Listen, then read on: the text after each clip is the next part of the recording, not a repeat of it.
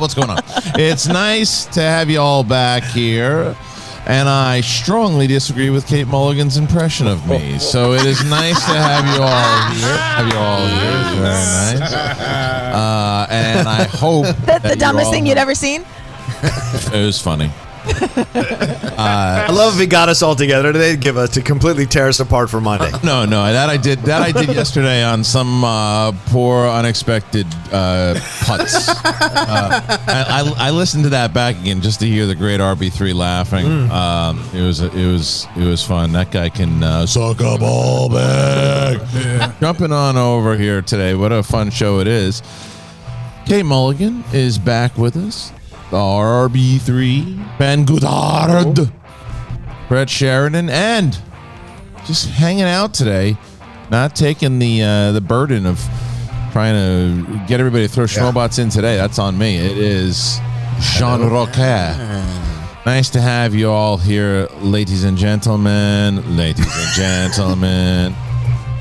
So, what a day it's going to be, and to start off, I do want to throw it to you guys, the community, and thank you on behalf of on all of us. Obviously, is that you really proved the good people came out yesterday, and obviously it was a very hard day for us as one of our own. The great Kevin Smets, the Smasher, the former Inner Geekdom champion of the world, came out and told us about his upcoming fight against colon cancer, and he's gonna beat it. We know he's gonna beat it, and he has been out there already, and I loved the fact that it started in this chat room yesterday, the hashtag Smash Cancer. It has taken on a life of its own and is going all over Twitter.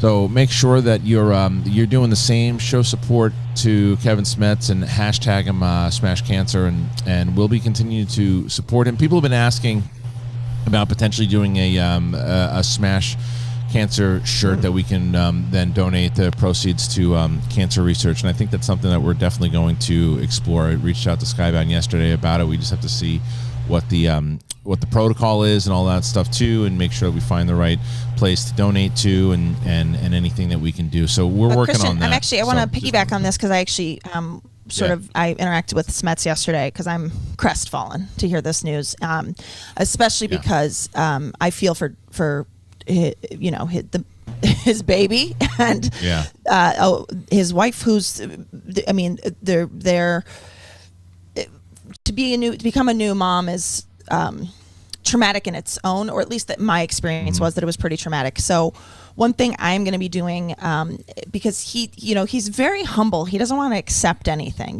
He's like, we're doing fine. But I do think that keeping a new mom fed is important. And I think, I don't know what his restrictions are going to be, but I am actually working on, I'm going to have a email address that anybody who wants to can send Postmates gift cards or any sort of food gift card to keep food coming into them to have delivered. And then also within the community, anybody who wants to, within our direct community, we're going to also be doing a meal train for him too. But I just feel like I remember I had a husband and who was at 100%, and he had to feed me. You know what I mean? I'd be like navigating, like, I've been up for 7 hours in the middle of the night, and how am I going to put a sandwich in my mouth? And so I just think stuff like that might really help during this time when he's not going to be at his best. So more information about that coming out, but where you guys can donate any sort of a food delivery gift cards to them.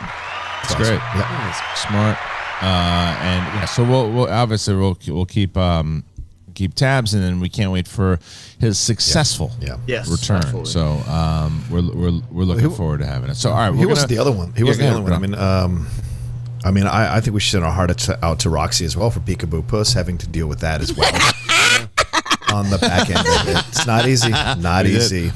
Yeah, we did talk about that at great length. Actually, for the record, did she tell you that I sent her the clip? Yeah, we called her. I sent her the clip. She did. We talked about that also. Absolutely. And then Richard chimed in. He said, "I don't know. I got to be honest with you. I think Peekaboo works a little better because it's a little shorter, and and you look in, it gets right to the point, if you know what I'm saying. It's like, hey, I mean, I gotta be honest with you, Kate. I'm sitting around like I got people running around the house, and here comes the World Girls, and they got the Instagram thing, and my pants fell down. I said, what's going on? Next thing you know, my wife's like, what are you looking at? Is that smut? I'm like, no, it's not smut. It's just my friends, and I gotta be honest, I don't know anyone. Pull Jeffrey. That's called the Pika. That's called the Pika Bean. Yeah, exactly. You got that Pika Bean. Big bean. Pika Bean. I'll vote for a shirt for a peekaboo puss. I'm cool with that. Yeah. Eyes. I love it.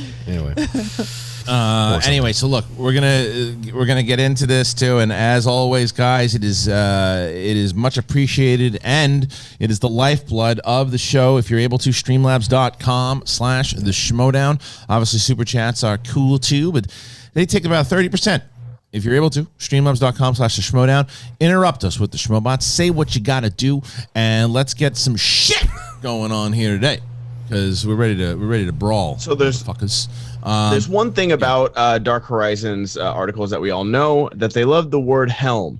The second thing is that I don't think they like Vin Diesel that much, because the picture they chose out of the millions that are online for the Fast and Furious is pretty great. But Fast and Furious... Is it him breakdancing? It might as well be. Breakdancing in a car. Yeah. So we have the 9th Fast and Furious. Is F9 going to be the Schmodown answer? Is F9 going to be the Schmodown answer? PJ? Yeah. I think, I think it's so. on posters. But so they said they're going to make 3 more total, with 11 being the final Fast and Furious film. Was originally F9, the Fast Saga, which was to originally arrive this May and now hits Memorial Day 2021. And then after that, they're going to have Fast 10 or Furious 11 or Fast Furious 12. I don't know. But it's got a great cast. It's made $5.7 billion so far with all 8 movies. So are you guys excited for 3 more Fast films, including Fast 9? Well, I mean, I think that Rocha tweeted about this, and I agree with him. I think that the reason why I think that they're calling it the last of the 3 is to build excitement around it, because the last one definitely, I think, declined a little bit from the previous, and Hobbs and Shaw certainly didn't do what they were hoping it was going to do overall. And if they prep that these are the last 3 and they get people in there, and then if those 3 movies crush the way that the previous ones did in the past, oh, you know what? Maybe we'll do one more. Yeah. Maybe we'll do one more. So I don't know. I think that it's possible that they can end it. I think it's very likely that they will end it, and I think that it's going to be I think it'll be 3 pieces. I think it'll do well. Not the magic that those other ones got, crossing like $1 billion. I mean, maybe you can do it again, and we don't know what theaters are going to look like when these movies come out. So I don't know. John, what do you think?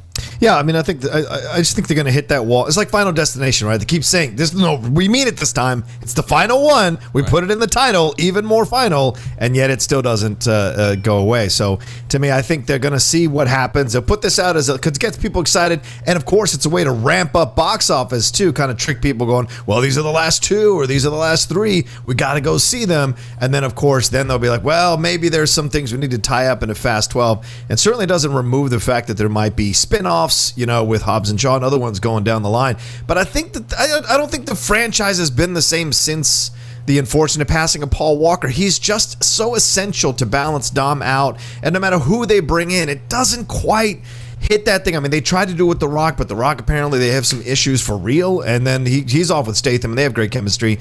And bringing in Charlize is great, and maybe she'll come on their side, but it won't be the same. There was just something about Walker and him that worked really well, and it's when you remove a key component of that, it just doesn't 100% get there like it used to before. Plus, the last thing that he's done, Vin Diesel, Godzilla stomping all over a franchise, and I just think Paul Walker kind of balanced him out, and without it, it's just not the same. What do you think, RB3? Well, as y'all know, I'm the resident Fast and Furious fanboy, so I'm obviously going to get excited for any news that comes out about the franchise. Now, it is unfortunate after 11 films, we do have to see this masterpiece franchise come to an end. Mario donated $20. Thank you, James. Totally forgot to talk about that match in Friday. Holy shit, that Howard magic is just so great. She's surpassed McHugh at guessing. About the ending of the vow, I totally think it's gonna center on Keith, and I swear that was Nancy at the end also.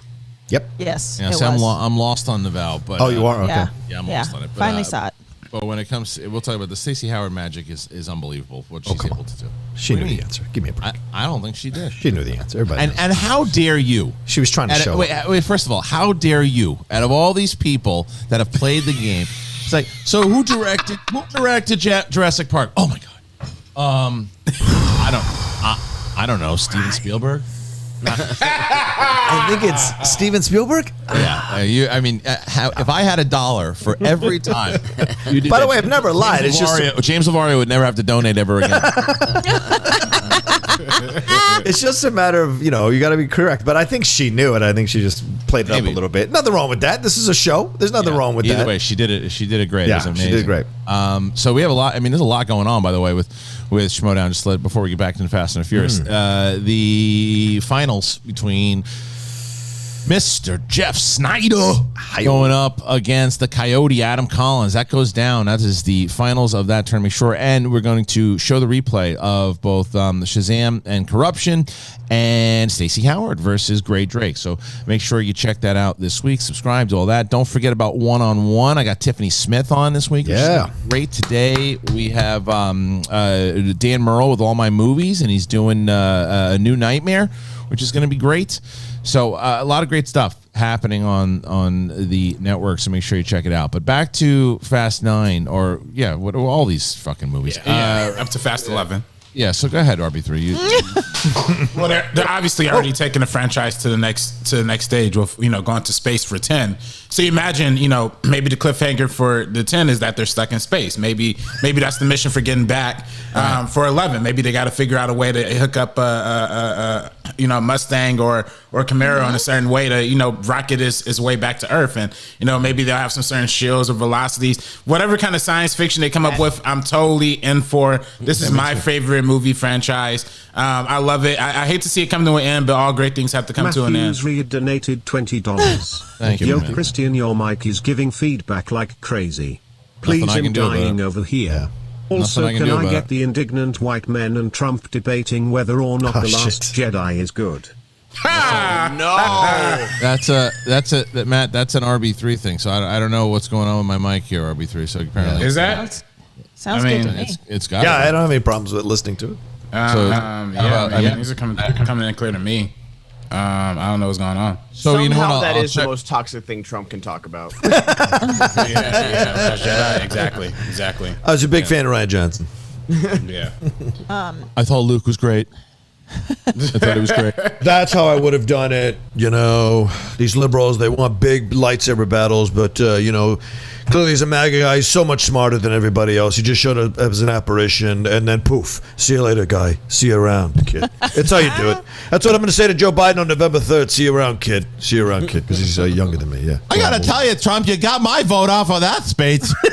Unbelievable. I thought the Queen was a good one and ran it perfectly. I mean, oh my God, your head is it's screwed on straight. Happy unbirthday, Mr. Orange. I mean, Mr. President. Well, we're gonna start talking about the Last Jedi starting in the show. I just gotta say, the Ryan Johnson masterpiece is absolutely phenomenal. The way he just turned Luke Skywalker into the most hateable, unlikable person in the entire galaxy. Oh, absolutely brilliant. And don't even get me started on Canto Bight. Oh, the most brilliant cinema I've ever seen in my entire life. The Last Jedi, amazing. Unbelievable. You're not wrong. I mean, I got to be honest. When you go inside of that Canto Bight and you see that little creature with the coins, oh my God, my dick got hard. All you're missing is one of those burger. Oh, it's beautiful storytelling. It's so weird that Trump, an indignant white man, like Last Jedi, because according to the internet, that is not the kind of person that likes Last Jedi. It's not true. It's not true. That long-haired hippie, Kylo Ren, he's a liberal. Clearly a liberal, wearing his hair like that. Clearly. I wouldn't vote for that guy, please. He's crying all the time. It reminds me of the people out there James protesting. Slavario donated $100. Oh, thank you, I James. do not have to donate, but I still will. Shout out to Smets on his next knockout opponent, colon cancer. Amen. And That's selfish James needs another impression of. But for the love of God, no Mad Hatter. Love this crew and community. Well, I gotta tell you, it's because you said no. Even though you're a great donator, I do whatever I want, especially when I have my dick hanging out of my pants. And the tea mouse, you gotta see what I did to that little tea mouse asshole. Is that what you want? You wanted more of me? Oh my God. I don't know what's happening right now. It's unbelievable. Best. Fast 9, huh?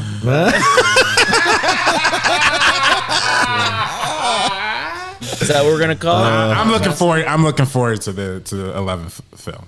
Whatever. You're it is. insane. Yes. Okay, good. Let's Also, by the way, that plot of getting off the moon with a Mustang actually was visited in Mater's Tall Tales. So, Oh, see. so there you go. Taking Okay, inspiration so from a classic that. Disney film right Just there. saying. So that's what it's I gonna like be. it. Didn't the Martian take like from Wall-E?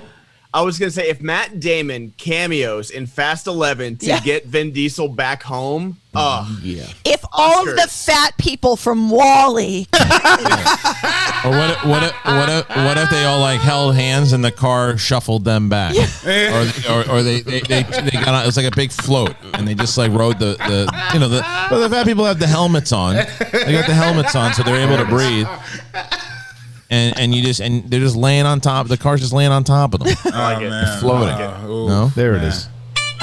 you guys, I can tell my internet. I gotta go plug in. My internet is telling me it's unstable. Come here, I'll plug in for you. Oh my it. Mad Hatter! Stop it, man. Mad Hatter! as in Brother. her consciousness. Should do that impression where you say your own thoughts, but you're actually pretending like they're someone else's.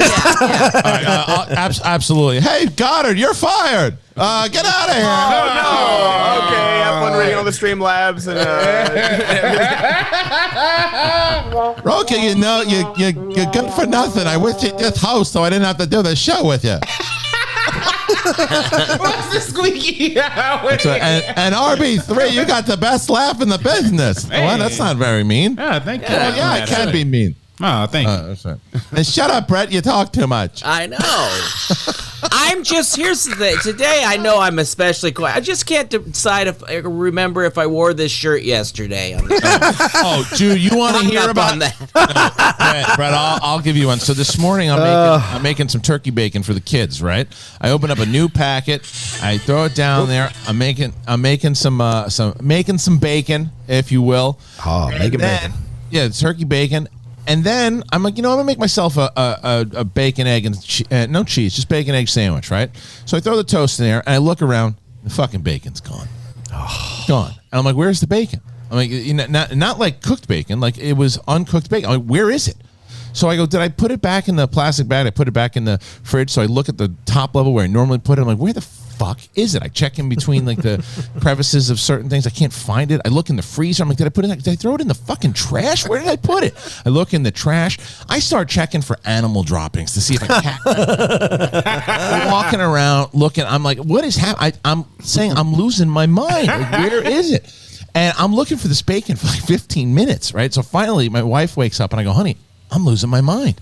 I'm like, where is the fucking bacon? And she, without even basically all the way up yet, she goes, it's behind the thing, locked in the crevice behind the cheese aisle. And I'm like, no, it's not. I checked there.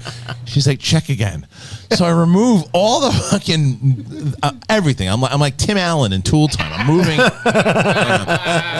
and lo and behold, it like stuck to the back of the fridge, like hidden. Wow. And I'm telling you, I thought like a fucking badger came in and ate the damn thing. It was nuts. So I thought if I had $1 for every time I found cream cheese in the cup cabinet, I would be a millionaire. Dude, I checked everywhere. I checked the spice cabinets. Oh, yeah. I checked the dishwasher. I checked everything. I didn't know where I put this bacon. I was checking my room. I thought I was like, oh my God, did my 3-year-old eat raw bacon?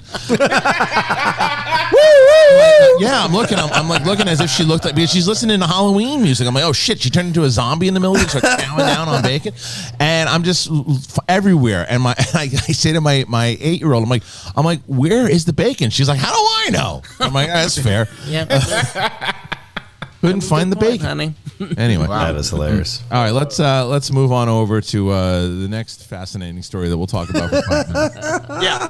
HBO has greenlit a series for The Sun, reuniting Prisoners and Enemy star Jake Gyllenhaal and director Denis Villeneuve. Based on Joe Nesbo's novel of the same name, the story will center around Sonny Loftus, a once gifted and promising wrestler whose downward spiral is cemented when his cop father commits suicide. Over the past 12 years, his time in prison has been nurtured by an uninterrupted supply of heroin from a seedy chaplain on the inside. When he learns long hidden truths about his father's unexpected deaths, he makes a brilliant escape and begins hunting down the people responsible for his wrongful sentence. Wow. Oh my God, that sounds amazing. Give me that now. This is a limited series, right?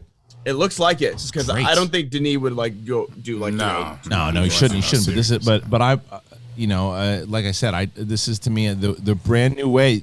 The business is changing, Jensen. It's changing. Like you're gonna have, especially now, once again, with the fact we don't know what's gonna happen with theaters at all, right? Yeah. So it's now you have this is, and we'll get into this in a little bit with some of these trailers. This is why Disney and these other studios should really start aiming towards streaming and become just straight up competitors with Netflix. Yeah. They should, for the time being, that should be their strategy. They should get away from trying to do theaters because you don't know theaters it's not a thing right now.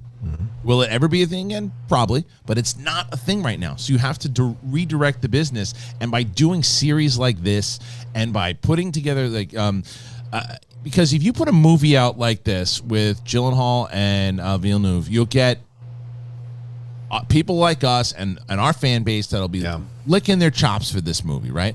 And it'll probably do good to maybe even okay to good in the theater. It's not going to be a big smash, but if you can put it as a limited series and it catches people's attention the way that like True Detective caught people's attention, it could be a massive hit, more so than even in the theaters. So, John, do you agree with this?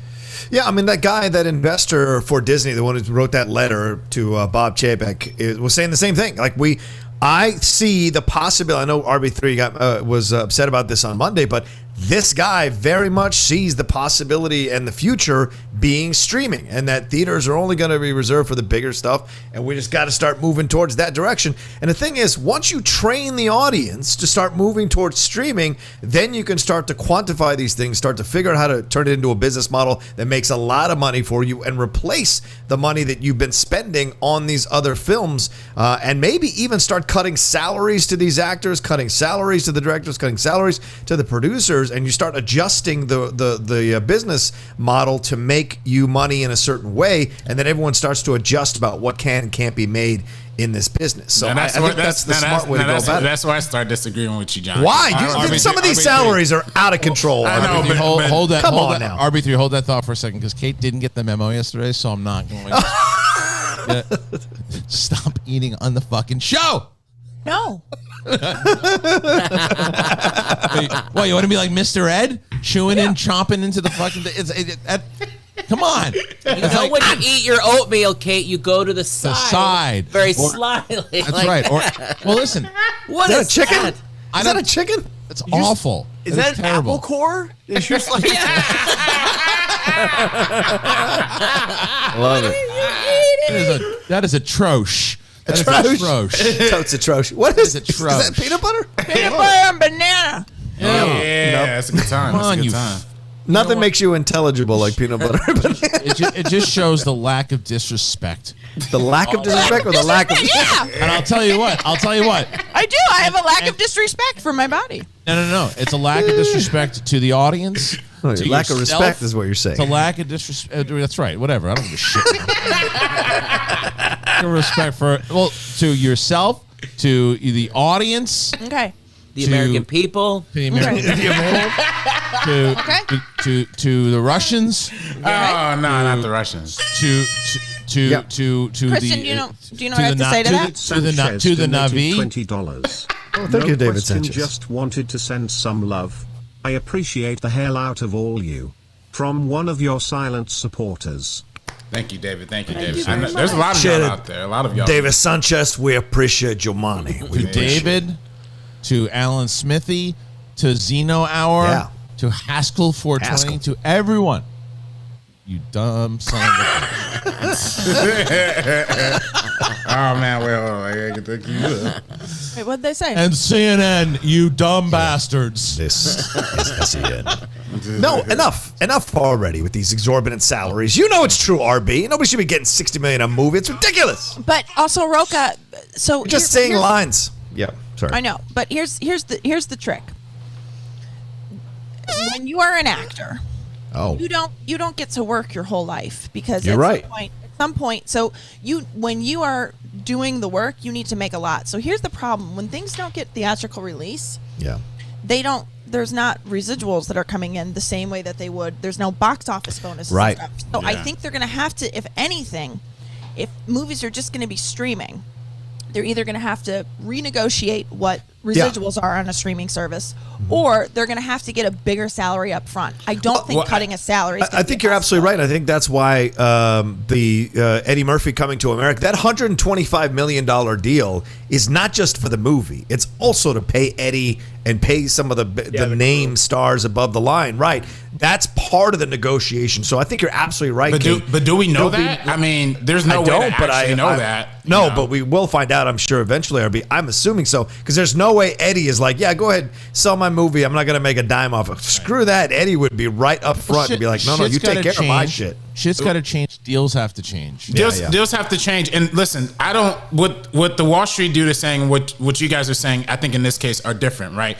Because I think what the Wall Street guy for the Disney thing was saying was like, we should just move away from movies altogether and just only have streaming. And I don't think that's a good model at all. I agree. I think long term that's stupid. And I still think that's stupid. I think having developing miniseries and getting talent behind you on these streaming platforms to build up the prestige and the brand reliability is absolutely the right move. And that's what I was saying. This is exactly what I was saying. This is prioritizing the content. This is getting Denis Villeneuve and Jake Gyllenhaal behind it. This is just like on Hulu, on FX, they got or FX on Hulu, they had Alex Garland do the miniseries devs. And, that would never get made in any kind of theatrical release or any kind of movie sense. But I'm so happy it got to go on streaming because that's where that platform, it could live better on that platform. So I applaud doing these kinds of projects. That being said, I don't want to see Dune go to HBO Max. Like, that's what I don't want to see. I don't want to see I agree with that. The big theatrical movies that, that should be seen on the big screen to just default to going on streaming and just throwing them on streaming.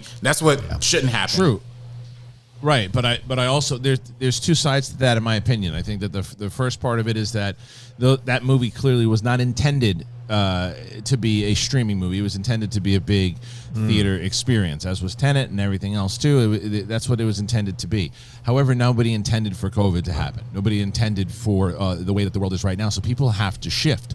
And if you're that executive on whether it's Disney or the investor on Disney or whoever it is, I agree with the notion that I believe right now all studios should be aiming towards streaming right now. All of them should be aiming towards it. And I also will tell you that I think that wait it out, see what happens with the theaters, and when it's time for theaters to come back and you can start making big budget action movie, but the business plan should change. They shouldn't try to start making things for theaters. They should be making things for streaming. They should be aiming towards a television series. They should be using the technology that The Mandalorian just used to be able to make shit look realistic like that and do these things. If you're going to make big IPs, they made them. If you use The Mandalorian as an example, they made 8 to 10 episodes or whatever it was, 45 minutes a piece. The whole entire thing costs like $150 million.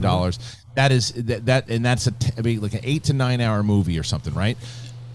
As opposed to a 2-hour movie that costs $200 million to $300 million. You get so much more out of it. A lot of studios don't have ILM too, though. So I mean, that's a huge advantage for Disney, So 100%. But there are also other special effects companies. There are other places that they use, and there's other things that they can do. And there's times that you can rent out. Yeah, you can license that. So you can license it out, but you can also, the other thing is that you're also the technology. You find a way to do what they did, and you build your own, and you do a different thing. You don't own that type of technology. You just build out your own type of thing. I mean, it's not that simple, but you use the money that you have. You got to adjust. You got to pivot. You got to shift because we don't know when theaters are going to come back full swing. It doesn't look like anytime soon. I mean, AMC is hanging on by a string. They're like fucking Rocky in Rocky 3 in the first Clubber Lang fight. They're just laying against the rope, waiting for that big punch to just take them out. Yeah, absolutely. But I think absolutely that's all true. That's all getting gravy. I think at the same time there shouldn't be a complete dismissal of the actual cinematic experience, of the actual theatrical experience. Right now, because it will eventually come back. You should still develop things for movies to be made. Because listen, as Ben Goddard pointed out on the other day, every other studio that tries streaming fails completely. Paramount Plus / CBS All Access failed. YouTube failed.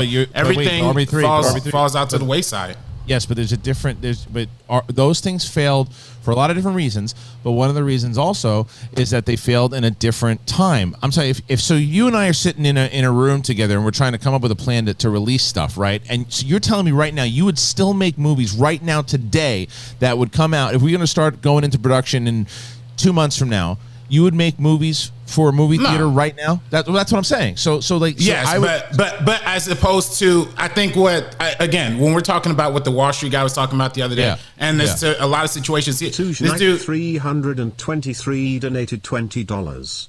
Can we get Kate as Kristian Harloff disagree with Kristian Harloff's statement about eating on stream? Shout out to the Schmodown community for showing support to Kevin. Much love to Kevin. Goddard, here is 20 of 100, you cheating unicorn. Calciturax donated $20. Real quick, saw the college Memphis football game. Brady White could make a fourth quarter comeback. As soon as they said Brady, only thing in my mind was fucked, 8-year-old. As for Smet's best wishes and let us start a fund, he will need it. That is a true fan right there, because I'll tell you why. You know why you guys are good? You know why that person is a great fan? Because none of my so-called quote-unquote friends had any idea with the reference that you just made right there. And this guy, Calter Torex, I'm gonna challenge you right now, everybody. As soon as they said Brady, only thing in my mind was fucked up 8-year-olds. Does anybody know what that meant? No. Exactly. Fucked up 8-year-old is the song that you're a real friend. Kate's a real friend. That you played with your no old rhyme, band. no reason. Thank you, guys. No rhyme, no reason. Thank you. Yeah. John Rocha pretends that he's my friend. He's not I apologize. You're not my friend. Hold on, I'm sorry. I disagree with this. Thank you. Who's this? Somebody said hi. Radhashkar Krishna. That is the. What kind of a fucking piece of shit comes into our chat? Whoa! Says hi, like you know me, like you know this person sweats when they exercise. You know it. You know that when they eat food, their belly fills up with food, and they're not hungry anymore. That's right. Kate and Rocha are nodding with no idea, knowing what you're doing. What he's doing? What's he doing? He's doing you. He's doing you. From when? Probably yesterday.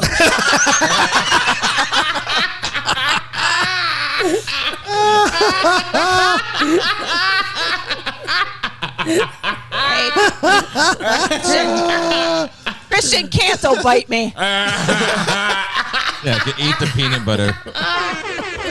You can join our friend from yesterday. He's got peanut butter on his asshole. He talks to his German Shepherd. Oh man! Jesus Sutherland donated $20. Hey, Mother F's big shout out to Smasher. Because of him going to get checked out. As a father and being that age, even with no symptoms, you never know. So thankful for this community and feel privileged we can help Smasher get through this together. Absolutely. Yeah. Absolutely. Hell yeah. But I'm sorry, go ahead. Yeah, I was just going to say, Deontay Wimbish, you are wrong! Yeah. Oh. I absolutely saw Kate's impression. It was very funny. So that's clearly they didn't get the joke. Kristian didn't get the joke. Oh my God, he didn't get the joke. You know why he didn't get the joke? Because he didn't see the impression. Did you know he didn't see the impression? I definitely saw the impression. It was funny. It was because I have to strongly disagree with everything Kate that she said. $20. Got good news from the doc on my situation. Crisis averted. My heart and positive vibes to Kevin the Smasher Smets. Yes. What he said yesterday shows true character and strength. Brett, you kill me. Love you guys. Hashtag Smash Cancer. Amen. Absolutely. Thank you very much. Very nice of you. Thank you to everybody who's been donating here today. And you can still do so. Streamlabs.com/Schmodown. Very nice of you. Any messages that you want to put in here to make fun of Rocha, that's fine. All right. I did just want to finish up real quick on the streaming thing. Please. Again, like I'm all for developing series. I'm all for developing original content. I'm all for developing creativity and getting creatives and getting directors and big names behind streaming. I'm all for that. What I don't want, exactly what you're saying. I wouldn't produce a movie right now to go on streaming. I'll produce a series to go to streaming, but I wouldn't just throw Black Widow on streaming. I wouldn't just throw Dune on streaming. I wouldn't just throw Tenet on streaming. So what would you do? What would you do? What would you do with Black Widow right now? I would wait. I would drop. I would wait. I would put it on stream. But that's the thing. Wait until when? Yeah. Until when? Because look, if there's a potential that Black Widow will make $1 billion in theaters. The max it can make on Disney Plus and what we already saw what Mulan made with an extra $30 charge was like $200 million. There's no chance in heck that there's going to be anywhere close. But there's a difference here because the thing is, like, if you first of all, the MCU, maybe this is a bad thing for them at this point. They run it's worked for them, but they run their MCU like a television series, right? You got to catch up, so they have to put this one out first because it starts the new phase. So by the more that they wait, Danny the more they have to wait on their other. Donated $20. Teach me how to shoot like you, Brett. Danny Green. Brett just left to take a shit. So he's got a pee problem. Yeah. Yeah. Well, what are you gonna do? But so we're fucking lost my train of thought with the shooting of the. He's talking about. I would wait how to make the money. Okay, right. So Black Widow. So if you put Black Widow out.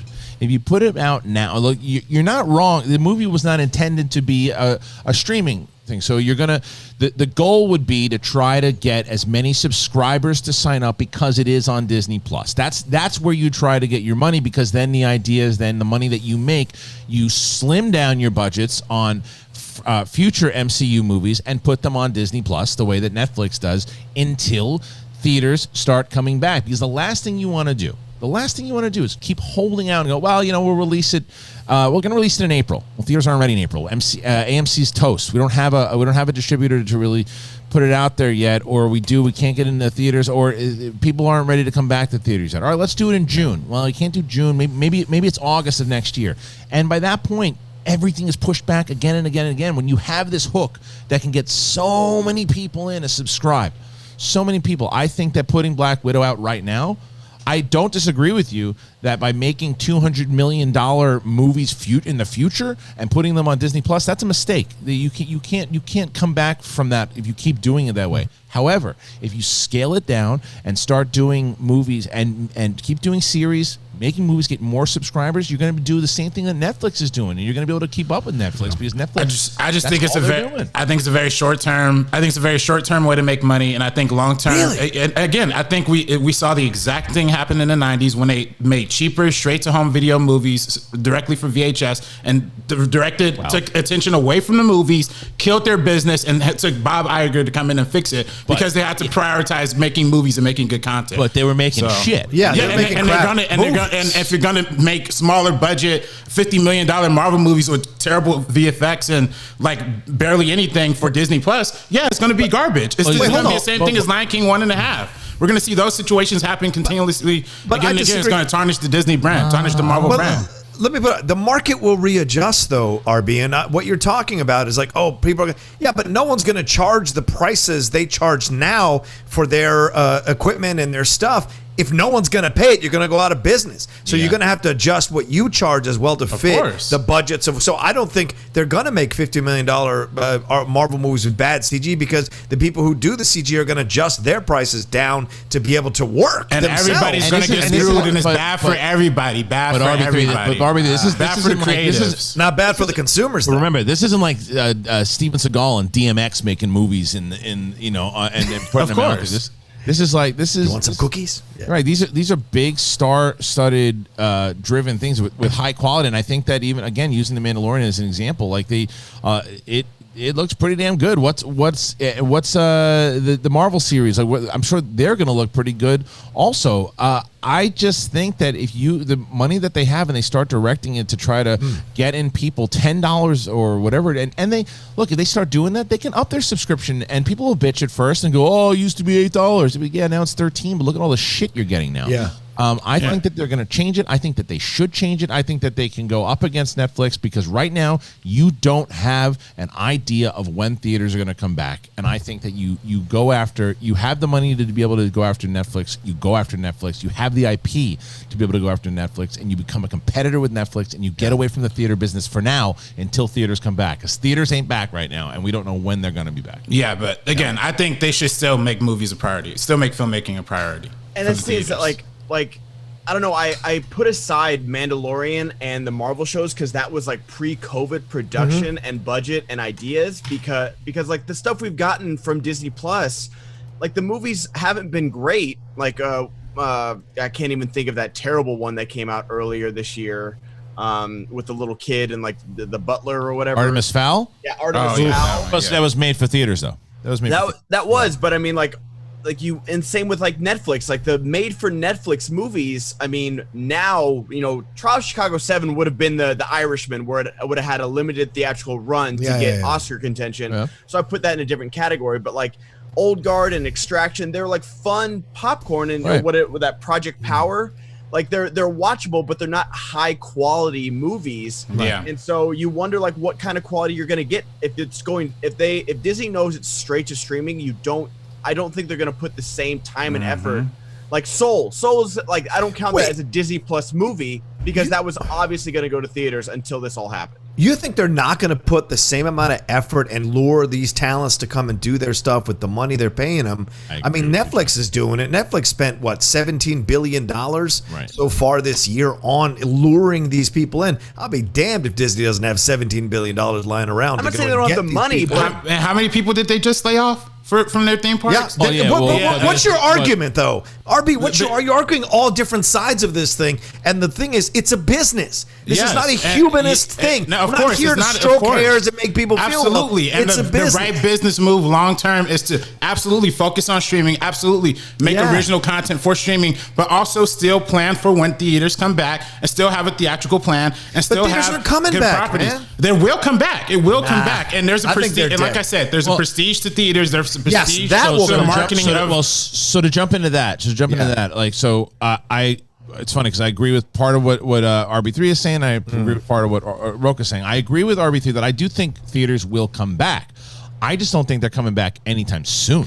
I don't think come at the level that they are now. That's what my point is. But when you look at it like a battle plan, and you look at like generals kind of looking around at the battle plan and going, all right, so that is something that when it comes back, that should be a force of our attack.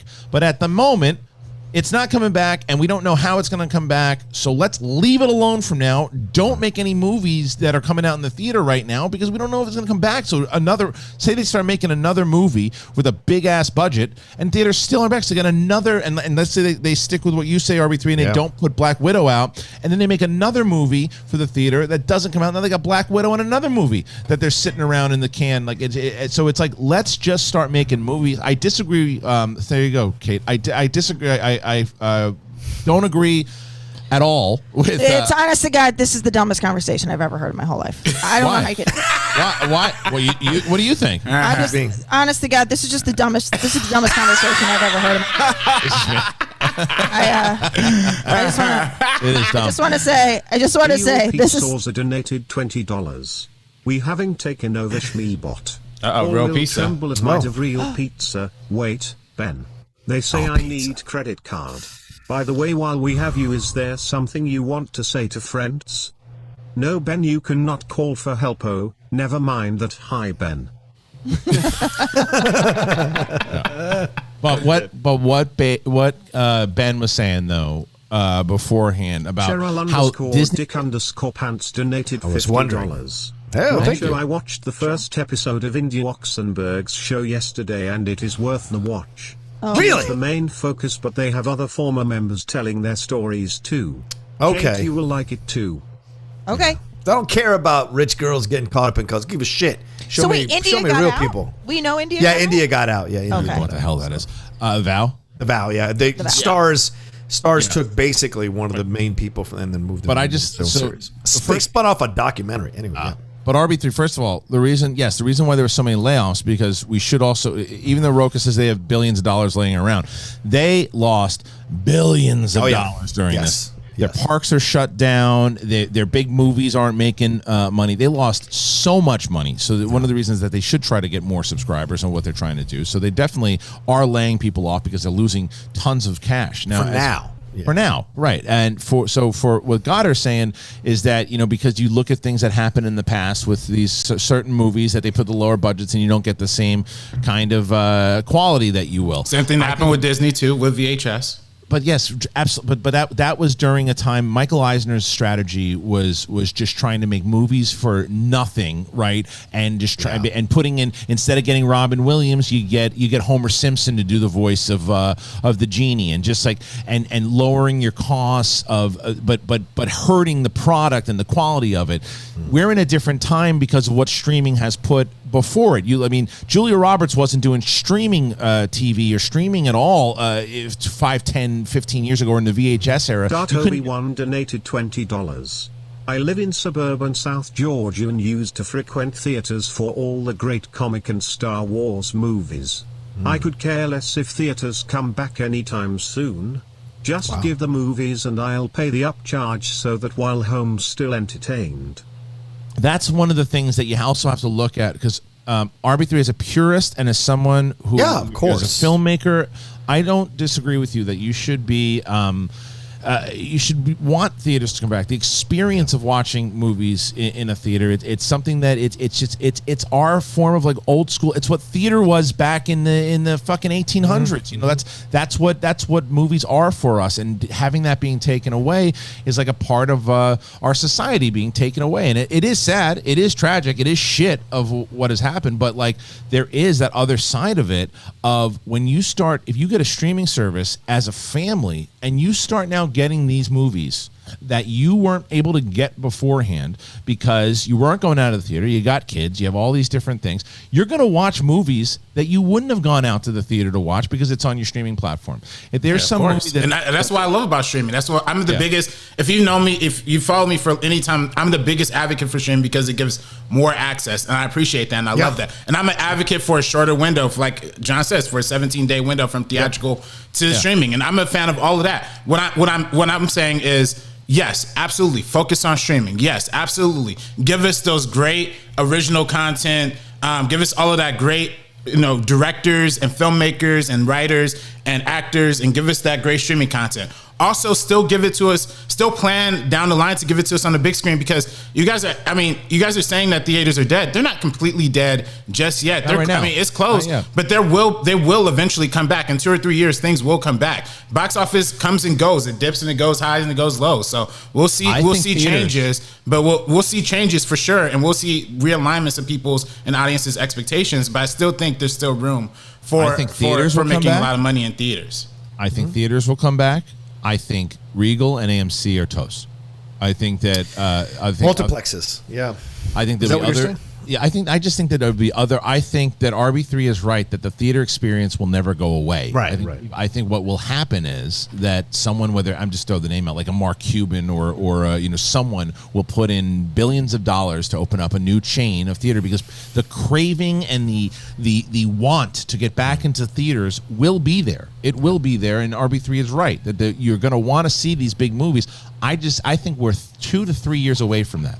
I think that the theaters that we know right now are taking a massive hit, and I think for the next 2 or 3 years we're going to see see a bigger surge of movies like Fast and the Furious and Black Widow and these Mission Impossible movies, and they're going to hit streaming services, and people are going to love it, and the families are going to love it, and people even they're like, well, shit, I would have liked to see this in the theater, but hell, I get to watch it in my house in my fucking underwear with a bowl of Doritos. And they're going to lose a lot of money. They're going to lose a lot of money doing that too, but. They will. I mean, theaters. I mean, they'll lose money with certain like Fast and Furious, for example. They're going to put that on Peacock. nobody's going to go to Peacock to watch Fast and Furious. Right. Like, Unless they make a they'll deal cancel with it. They'll cancel it they'll do it for 1 month and then cancel it immediately. That would never. So that the only avenue for that to work is for Disney, and that's a very brief window that this could work for Disney, and it's not a good long-term plan. That's just how I feel. So, I don't disagree. I think you're right. You have to construct these streaming apps to have constant new content and to have already older content that people want to watch, right? Peacock has Friends, and beyond that, it's about your taste in comedy or whatever. You're gonna have The Friends Office is really after big this year too. Oh yeah, and then The Office will be coming absolutely. Kate, For instance, on you HBO need more Max. than that, but you need more than that, right? HBO Max has more than that, right? But That's Kate, why they got. I want to get Ridley Kate Scott. and Brett's. I want to get Kate and Brett's point on this, because it's like we're talking about here from both of you guys, because I come from both sides of this, right? I go from somebody who goes to the theater a lot because of what I do, and then I'm the side of like, if I was 323 donated $20. Love that. This is great conversation and all, but Kate, how was the banana and peanut butter? Brett, what is your favorite Mexican food dish? RB3, love the passion and Rocha Steelers / Titans. Who you got? Goddard here 4100ths, you fuck. Save that for now, because I want to finish this conversation. So we're like, Kate, and Brett, you guys, for me, when these movies come out and I'm able to see it with my wife, and we're like, okay, look, we just kind of just veg out on the couch and watch one of these big movies that we normally can't see. But there's also date night, right? It's taking away date night going to the theater. But Kate, exactly. So as someone who's more of the the casual movie goer, what do you I'll think tell you about all who this? I would go on dates to movies with, and it was always a very special thing. Was I would always take Neil. Like, I'd pick him up from preschool, and I'd be like, we're going to a movie. Like, that was our special thing. So I don't miss it for my husband and I, because that wasn't something we ever did. Like, we don't even have a babysitter. Like, I don't know who would watch our kids. But I mean, we have no family here. But anyway, I miss that, being able to go and like see the kids. Like, the last movie we saw was Sonic, and we had like a ritual. We knew he was going to get the Sour Patch Kid. It was just this whole thing we did. That being said, like, I was disappointed with Mulan, and I was like, whoa, that was too much money to have spent for something that I'm not going to watch another time. And like, cool, I guess I own it now, but like, Neil doesn't even like it. So I don't know.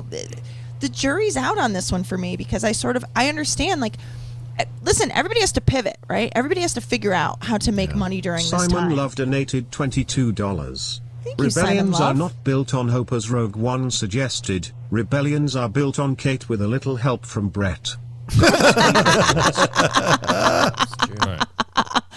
By the way, I was going to say, like, we should all share the moment when you realized your best friend was your best friend. And it was for me today when Brett came back in from a bathroom break and, to defend my honor, ate a bar, very obviously on camera. That's how I knew.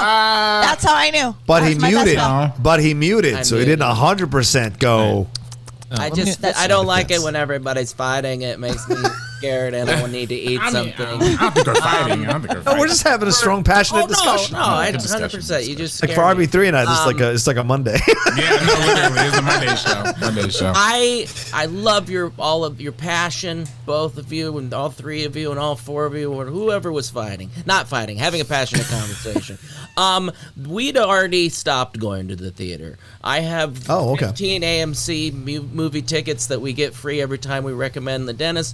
It was an expensive experience for me. The kids don't really like it that much. When I go out with my wife, it's to go sit and eat dinner and have a conversation. We do enough of sitting and not talking here. We like to go out and get some conversation when we do date nights. Tim Sim donated $20. Go ahead, At what Tim. point do we blame the GOP and the federal government for keeping the theaters closed and causing increased focus on streaming because they couldn't do a damn in managing COVID? And not bailing them out. They can bail out theaters. Yep. Should Congress bail them out?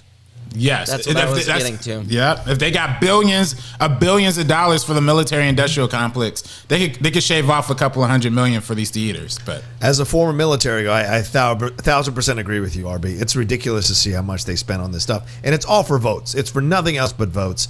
And then hearing McConnell, I know we're not getting political, but hearing McConnell saying, we're not going to do a stimulus package. We're not until after the election, and telling people not to vote for it. It's just like they're just trying to rig this thing in a certain way to make people desperate to go a certain direction. And it's a shame. They bailed out those airlines. They bailed out all these other large companies because they're friends of the guy up there. And I wish that they would figure out that these kinds of things that really help people function in life. I really wish they had come in and bailed out these pets. And so many people, like you said, they got fired. So many people got laid off from these theaters, from these parks. If they had done this thing correctly, these people would not be getting laid off. These people would not be getting fired. And if they did, they should. And if they were going to go with this policy, they should have created a kitty to take care of these people and pay their salaries or pay their hourly amounts to a certain degree and take care of them. Too many of them are suffering right now, and it's a shame. It's a shame, But whatever. I don't want to get No. I mean, I think that's relevant. Anyway, fart jokes. Fart jokes. Oh no, and so to follow up, I do take care of them. I would like anything but to go. I'd love to go to a theater. I'd love to go somewhere out right now. Although that wasn't something we were into, I'd love everybody to go do something like that. And I think that there will be a need for that, and there will be a one for that. And even though people are restaurants are redirecting things in ways that they didn't. They're just trying to survive, and they're not getting. Little mom and pop restaurants are not getting bailed out either. So right. I think that it's going to come about. This isn't the death of theaters; it's the death of some theaters. I think it's going to be the death of the. I agree. I think it's yes. I think it is the death of the businesses. It is not the death of the theater going experience. That will come back. It will come back. I just think that we're about 2 or 3 years away from it coming back in the way that we used to know it, and it'll be new theaters. It'll be different business. Yeah. I think AMC and Regal, unless they get a bailout, unless somebody helps them out, I think it's over for them. I think that it's just too hard to sustain with what they were trying to. AMC was in trouble before this was going down. So and now it's even more so. So I think that those theaters will have a problem. The deals will also be different with the new theaters that come in with the studios, with all the deals that they had with them with distribution and all that. But all right, but before we move on, it was a really good conversation. I would like to throw in the potato back to Brett. Hey, well, so hey, we can throw the robot off. Don't eat that potato. Don't eat. That's listen, right. Are all of your friends having a heated discussion and it's stressing you out? Does it give you anxiety? Does it give you chronic pain because you're clenching up so much? You having trouble sleeping at least once a week? Well, you're not alone. Many of us do. Personally, I have all these things, excuse me, all the time. So that's when I discovered Feels. It's a premium CBD delivered directly to your doorstep. It helps you reduce that stress and anxiety and pain and sleeplessness naturally. It's a tincture. You put a few drops under your tongue and you feel the difference in a few minutes. And I say this all the time. The thing to remember with CBD is that it has different effects the way you use the dosage. It can give you energy. It can also help you sleep. So dialing in your dose is very important. And what's great about Feels is that they have a hotline that you can actually ask people like, hey, how do I dial this in? What do you recommend? I'm taking this. It's making me feel like this. They can work you through it and give you a personal experience. So it's natural. It makes you feel better. There's no high or hangover or addiction to this. So if you want to join the Feels community and get Feels delivered to your doorstep every month, you'll save on every order, and you can pause and cancel at any time. So it has me feeling better every day, and it can help you too. Become a member by going to feels.com/SEN, and you'll get 50% off your first order with free shipping. That's FEALS.com/SEN, and become a member and get 50% off automatically taken off your first order with free shipping. Feels.com/SEN. Theaters aren't dying. They're just in chronic pain right now. Thank you, Brett. Thank you so much. And thank you to Feels, obviously, for sponsoring the show. Give this man a raise. Your hair just got a raise. Look at that. It's very something about Mary. I like it. Oh. Oh, please. Oh, please. I don't get it. I don't get it anywhere. I just dig. Oh, man. I don't want to be accused of. Well. Oh, my Lord. What is happening? What is him? I'm so uncomfortable. No, you're not. Mother. You just tubing it. Mother, may I swallow? Oh. Hey, did you guys see the Ray and the Last Dragon trailer?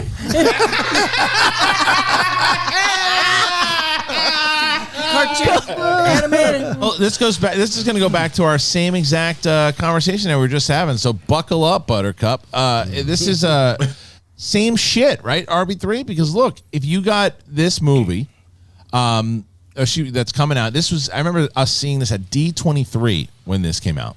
Yeah. This the little teaser trailer. This trailer looks incredible, and Brad had said it too. The music is really. It's different and it's unique and it's would you say a little kooky? Yeah, but also it was one of those ones when you guys say that like, oh, I would work out to this. It had that feel where it was like, oh, driving and fun, but just something I hadn't heard. You know, I can't compare it to anything. Yeah, it looks great. It looks great.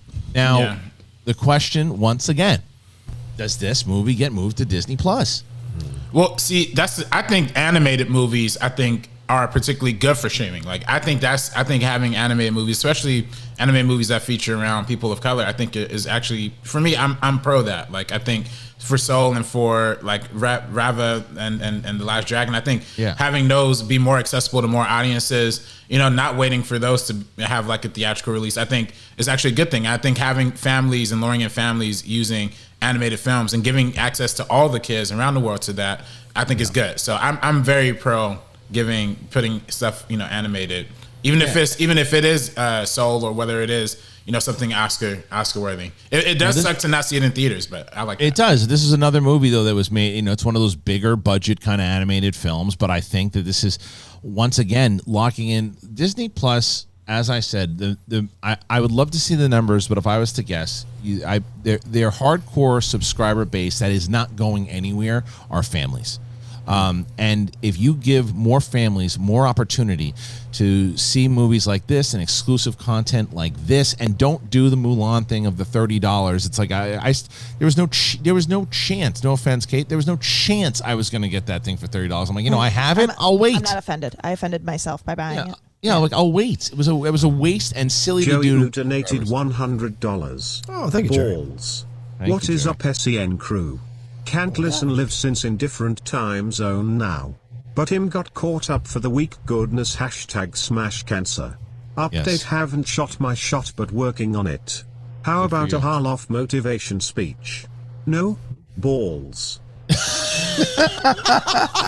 No, but he knows me too well. I gotta ask because like we said, always say that about Mulan. No one wanted to pay $30, but when Wonder Woman was rumored, everyone's like, oh yeah, I paid $30 for that. And same with like Black Widow. So like I just feel when it comes to the $30 things, it just depends on what it is. But but there's a difference though, Ben, because so you look at like the way back, I paid $19.99 for that when that came out on just demand, right? Like when it came out, just because that was to me the equivalent of going to the theater. I was like, well, if I'm going with my wife right now to the theater, it probably cost me almost $30 to go see this right now, plus snacks and everything. So but the problem is I already own Disney. I already have a subscription to Disney Plus, so I'm already giving them $8 to whatever it is a year on. So it's like, why am I also charging $30 if you're not part of Disney Plus? Okay, fine, I understand that. If that comes out, or maybe even $25, but $30, okay, take your shot.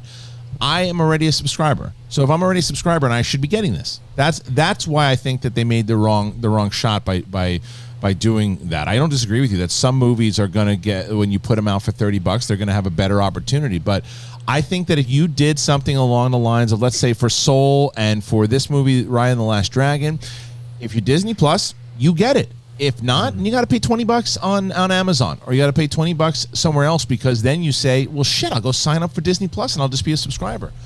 Yeah, I think the fact that they went on to sell it in other things on at the same price, I think really hurt. Yeah, that was weird. Hurt that. So, but I would at the same time though, again, like do I think it would make a lot of money in theaters? Yeah, I think it would make a lot of money in theaters too. So it does suck to, it depends on when this is coming out, how long we have to wait for that. But, I think animated films also, especially Pixar films, have the extra added ability to work really well on streaming and on theaters. So they can work really well on streaming, and then when the theaters come back, have like a re-release kind of event and have families come back in, because I think a lot of families would actually really enjoy seeing those movies. $20. Peace comes from being able to contribute the best that we have and all that we are toward creating a world that supports everyone. But it is also securing the space for others to contribute the best that they have and all that they are.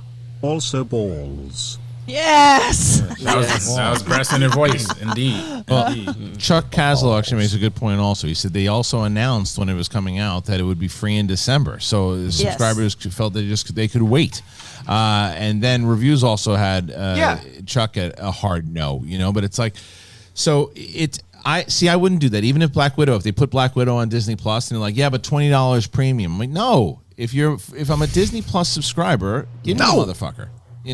It's like, why am I'm okay. If you want to up the subscription rate, if it's like, okay, because we're doing these movies now, you want to make it $13, I'll pay it. Because I know that I know as a subscriber that's what I'm getting. It's also why, again, when you're like running Patreons, right? We all run Patreons, and I want to make sure that that when we're doing Schmodown matches and we're doing like pay-per-views, that I know that I can say, if I said, all right, well, I'm going to do, if you're at the $10 Patreon level right now, you get all of the pay-per-views that we do. You get all of the, you're going to say, okay, well, Rocha and Bateman are going to face off against each other. Well, guess what? You get that, right? And then, but then I changed it up and I go, well, even though you're $10 patron, spectacular, you got to pay $30 for it. But if you're $10 patron, you get it the week later. You tell me, go fuck myself. You know what I mean? It's like that's the type of thing that I don't think is and for using that model also. So spectacular because it's a longer event will cost more by itself. Like if you go, you probably have to pay like $9 for it if you go for it if you're not a patron. But if you're a patron, you give it 10, and it just comes to you. Like I think to me that's the benefit of being a subscriber, and that's what you're rewarding your loyal subscribers by doing shit. But I just feel like, go ahead. Go ahead, Brett.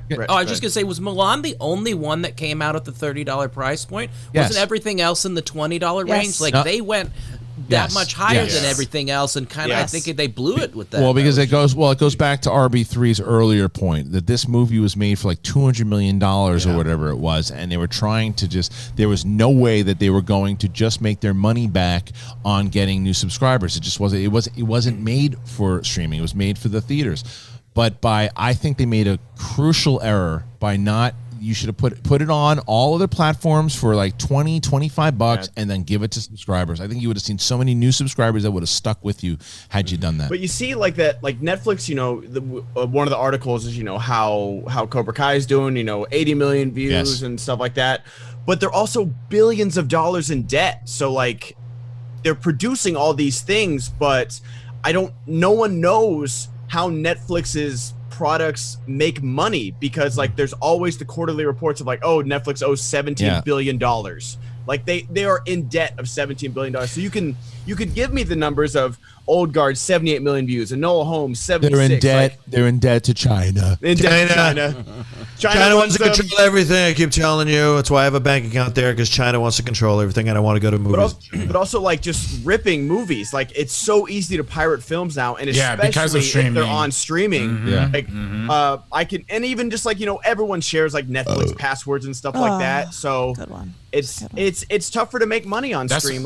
That's exactly what I was trying to say. There's a ceiling. There's literally a ceiling to how much it's going to happen. And Ben said it perfectly on Monday. It's a bubble, and every bubble pops. And investing too heavily into a bubble before it pops is going to end up destroying your business. So invest in it heavily, but don't lose the sight of everything else that makes money. Yeah, and don't buy cryptocurrency when it's at its highest and then it drops. I'll tell you. I told you the investment will pay off. You have to be patient. That's right. I know. They said it was a bubble, but it just kept going up, and I was like, I got to get in on this. I'll tell you what I am going to do though. I am going to invest in one of these streaming services the second AMC says they're going under. The second AMC is done and they haven't announced all these movies going to platform, that's when you put your money into some of these companies. I don't think it's a bubble. I respect Ben's point of view and RB3 as well. I don't think it's a bubble at all. I think this is where we're going. This is the natural progression of things, and people want to stay home. Tell that to Quibi that's shutting down right now. Quibi. I'll tell you a million reasons why Quibi's shutting down. But you guys are saying like Quibi's a bad example because Quibi had shit for content and their strategy was atrocious. The strategy was terrible. A-list stars in there. But stars don't run the needle. Content runs the needle. Exactly. And that content on Quibi was piss. Yeah, like if you have good content, look at Amazon, which is Amazon and Hulu, and they're making stronger runs now because of the stuff that they're able to do and the money Amazon has. And look, HBO Max, by the way, you look at all the stuff that HBO Max is coming out with now. Yeah. HBO Max is going to be a player. Yep. They're young right now. That's how they got Ridley Scott, man. They see where the landscape is and they're adjusting. And this thing, we live in a capitalist economy. What does it do? What is capitalist economy about? It's about competition. Why? When one thing is elevated, the others have to elevate themselves to compete. Of course. And I think what Disney's doing with Disney, what Netflix did first, Amazon Prime still hasn't gotten anywhere near Netflix. Neither has Hulu. Not yet. But Nor HBO Disney Max. Plus. Nor Disney Plus has gotten Nor Disney Plus. But Disney Plus is the closest, right? But you're seeing them adjust to make moves to try to get to compete. And then you're going to see HBO Max do the same thing. And eventually Hulu and then Amazon will start working their way back into this thing as well. So I think it's going to breed a lot of competition. It's going to make creators go and put their stuff at these places and then elevate the content. And then we're going to have some real streaming wars for real. And yeah, absolutely. And I love that. And I'm all for that. And I support that. People want to stay home, man, because people are disrespectful as fuck in these theaters now. Yeah. People don't want to go anymore. You got those young assholes on their phones, those young assholes talking. Yeah, and you know what they're doing? They're watching Quibi. Yeah, right. Yeah. Old people narrating the fucking movie to each other.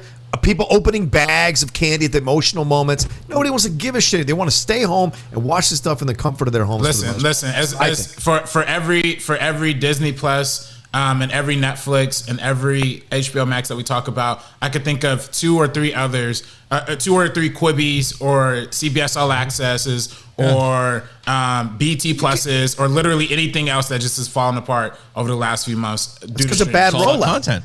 Yeah, it's rollout content and advertising. I mean, it's business. So you're all right. You're every one of you right. It's like there are going to be some good. There are going to be some good ones. There are going to be some bad ones. Yeah, there's going to be good ones and bad ones. It's a matter of how you strategize. It's like studios. How you put the content and the reason why. Look at it like wrestling, right? There's been tons of wrestling organizations, and there's only been a few that have been able to stay. WWE being the top dog. WCW stuck around for a while. ECW stuck around for a while. AEW is the new kid on the block. You know, what was the one? You still have Impact. You still have Ring of Honor. TNA. Right. TNA's still doing its thing. Right, and it's the same thing. Tits and ass? They're still doing that? Tits and ass, yeah. It's total nonstop action. It's never going away, Kate. Never going away. I am the oldest business in the world. Right there. That's right. It is, and they just signed the World Girls. Shit, Roxy would love that, actually. So, by the way, I don't know about you, but I am so happy that Kristian just told us that our silence was right. Oh, do you understand how much I crave that? You're all right. Even Kate and Brett, who didn't say a damn thing. That's right. I said something about the money being. Go ahead, Kate. Here comes the impression. Go ahead. Money. Oh. I really gotta get it right. Yeah. I feel like this is about the camera angle that you do. Is that remote control my penis? Yeah, that's it. Yeah, I just listen. You guys, I've never disagreed with anything the way I disagree with this. Sorry, I got it. No. Fart liquor 42. I've never disagreed with anything the way I disagree with this. This guy's saying, I'm sorry, I know, we're going to get back to it. But turn off the Schmobot for a second. Because he's saying that some of the 5-point questions are easier than the other 5-point questions. Sigma donated $20. Oh, big man. I'm able to watch live today because my school shut down for 24 hours because 2 co-workers got COVID in the building. Watching you guys right now is keep me fucking sane. Okay. So sorry. It's just stupid. These fucking people. Sorry, Big Mo. Why don't you go to the theater and watch a movie? No, son of a bitch, I can't do that. It's like these fucking. It's these people who just they do whatever the fuck they want. Yeah. I saw actually this morning. I was watching The Exorcist this morning on Hulu, and they had. Or I know what was it on? Was it on one of those? But one of the ads, one of the PSAs. Robert De Niro does the voiceover for Unmask America or Mask Up America. It's the new PSA for it, and it's so weird because then De Niro like about 20 seconds into the 30-second ad, they go, and some people don't want to wear masks. Come on, guys, we don't want to wear masks. You don't want to wear masks. I just was like, that's a perfect PSA. Hey, I'm going to De Niro. What are you doing? Hey, they tell me things. They say you don't want to wear one. I'll break your legs. Wear the fucking mask. You hear me? Or I'll curb stomp you. You wear it? How do you do the De Niro without being able to use your mouth, though? I mean, I know. Oh, it's in the eyes. It's in the eyes. I mean, all right. Listen, let's see if there's anything else. We've got to get to these questions here. Streamlabs.com/theschmodown. Anything else that we should talk? I mean, the new trailer from Mank, which was it the new trailer or was it just the Red Band or the Reddit trailer? Yeah, I think it was because the Reddit trailer, it was the same exact one. It sounded like the same exact one. Yeah, but it was the same exact one. But I love. It was. I'm sorry. Go ahead. Oh no! Please, Arthur. Oh no! I was gonna say I love the sound distortion that they put on the trailer to make it sound like the old 1940s or 1930s sounding effects, and I love the music, and I'm super excited for this movie. Me too. And I know this is kind of the theme of this entire show, but like that movie in the theaters bombs. Yeah. And this is a movie to me that I am going to be I'll be watching it night off. I can't wait for this movie, but like I'd see it in the theater because it'd be a screener, but like I wouldn't be able to convince my wife to go see this in the theater. Like I would. This is not a movie that's going to make anywhere close to even $15 million opening weekend. So there's certain movies like this, and this is a it's going to be a high quality, well performed, well directed film. So it certainly can work. Yeah, I love the fact that he shot it fully in black and white, so you can't even do a color version of it. It's brilliant what Fincher did. I love it. Yeah, I love exclusive black and white red cameras that they used. But that's exactly why I've always advocated for Netflix, because they do that. All right, so is that everything else pretty much, Ben? We got like I was talking about the numbers for Netflix. Old Guard, 78 million views. Enola, 76. Project Power, 75. Kissing Booth, 66. And then where's Cobra Kai on there? 50 million. Cobra Kai kicks some ass. Brett, did you ever finish it? Nope. Atta girl. All right, what's next?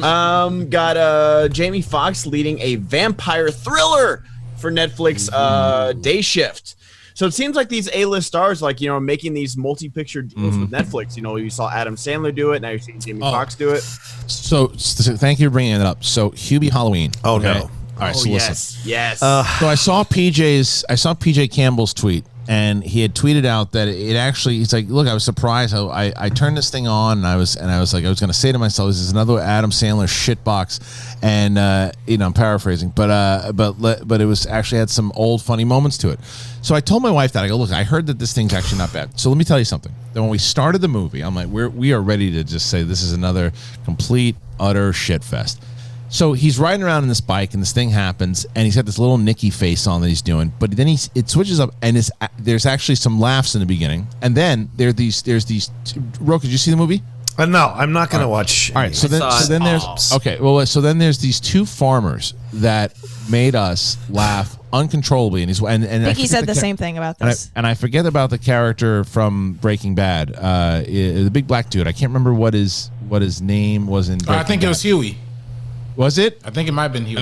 Okay. So anyway, he and the woman who plays his wife, they're only in the movie like 2 scenes, and they just annihilate it. So about 40 minutes into the movie, maybe 35, 40 minutes, my wife and I look at each other. This is actually enjoyable. This is getting some laughs out of this thing. And then it turns into exactly what we thought it was going to be. It becomes terrible. Like Julie, what's her name? Bowen, is that her name? Julie Bowen. Yeah. She from the beginning, it looks like she's going to be this interesting kind of character that that maybe she was the popular girl that cliched, but then winds up falling. She turns into this weird, like just hollow, nothing character, and it just becomes a complete, utter shit fest. It is just so stupid at the end. I was like, damn it. I wanted it to be good. I was getting laughs out of this thing. It goes from being funny and charming to outright terrible. I mean, terrible at the end. So that's how I felt about Ridiculous 6. The first 10 minutes of Ridiculous 6 is okay. Yeah. And then Twilight guy shows up and I was like, all right, done. Yeah. Did anybody else see the Hubie thing? Yeah, I saw it. I didn't hate the end as much as you, but it did peter off for me. Stopped. I had already submitted myself to this is going to be just a goofy shit box movie or whatever, and then I was like, oh, it was a little better, and I killed some time, and I watched it after the Challenger documentary, so it probably felt it was helping me out. The palate cleanser, yes. So I think the first 40 minutes of it, I agree. Like, so Jonathan Caro pops in and said it was not that bad. It's definitely not the worst Sandler movie, which I agree with. Laughs are funny but intermittent. I agree with that. I cannot recommend the movie, but it's not bad. See, there you go, Kate. I don't agree with that, because I think that for me, at the end there, it turns into everything that I think the Sandler movies have relied on over the last 5 or 10 years. 20 years. Yeah, it's like it started to get into that gross out stupid. There's a really stupid joke with Shaq and this other woman. Oh, it was terrible. Like the gross out stuff, and it's like it just was really bad. And I'm like, fuck, man, you had it for 45 minutes. You had it. It was like it was charming. It was funny. I'm telling you, you watch this scene with the two farmers. My wife and I rewound it. We laughed so hard we woke up my 9-year-old. She came out, she's like, what are you guys laughing about? Sorry, we were dying. Like, it was so fucking funny, and I was hoping to get more of them, and it Rob Schneider nonsense, and yeah. But he's smart. I mean, look, first of all, the cast is insane how many people are in that thing. Great. And then reuniting him with Julie Bowen, who I think was in Happy Gilmore. Happy Gilmore, right? So Happy look out. all of that. But look, Sandler, in some way, and I don't like any of those movies for the last 20 years, but in some way, he has brilliantly built this career and made a crap ton of money. Because by shooting Jack and Jill, everything you do after that, it's not as bad as Jack and Jill. So I have that as a barometer. So therefore, I can convince people to watch my shit, or fans will convince other people to watch it because it's not bad. And he only needs you to watch the first 30 to 45 to get the view on Netflix. So if he's got you for 45 minutes, he's got your view. After that, he doesn't care if the movie is shit. He's getting paid. So he's not trying to make an Oscar-winning film. So in some way, he's kind of unlocked this thing and I don't have to do a minimum amount of effort and get a maximum amount of results. I only have one thing to say. Christian, this is the most in sync we've ever been, because I've seen that movie 1,000 times and I'm like, why? What is that noise she makes? Like, Happy look out! Yeah, it's like it's like I always notice. I'm so glad you brought that up. Why not just say Happy look out? Listen. There's happy. Well, listen. So bad. Out of context, it's even better. And I love how she doesn't see the Volkswagen Beetle driving down the fairway until the last second. At the end, yeah.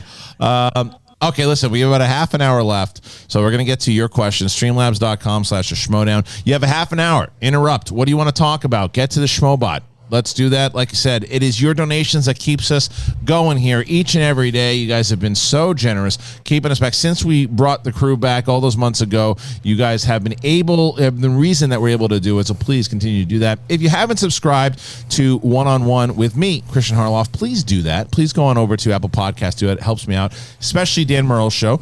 Do that as well. For myself, not only do I have Tiffany Smith coming on, I have a lot of really great guests kind of lined up over the next. Hey gang, happy Wednesday.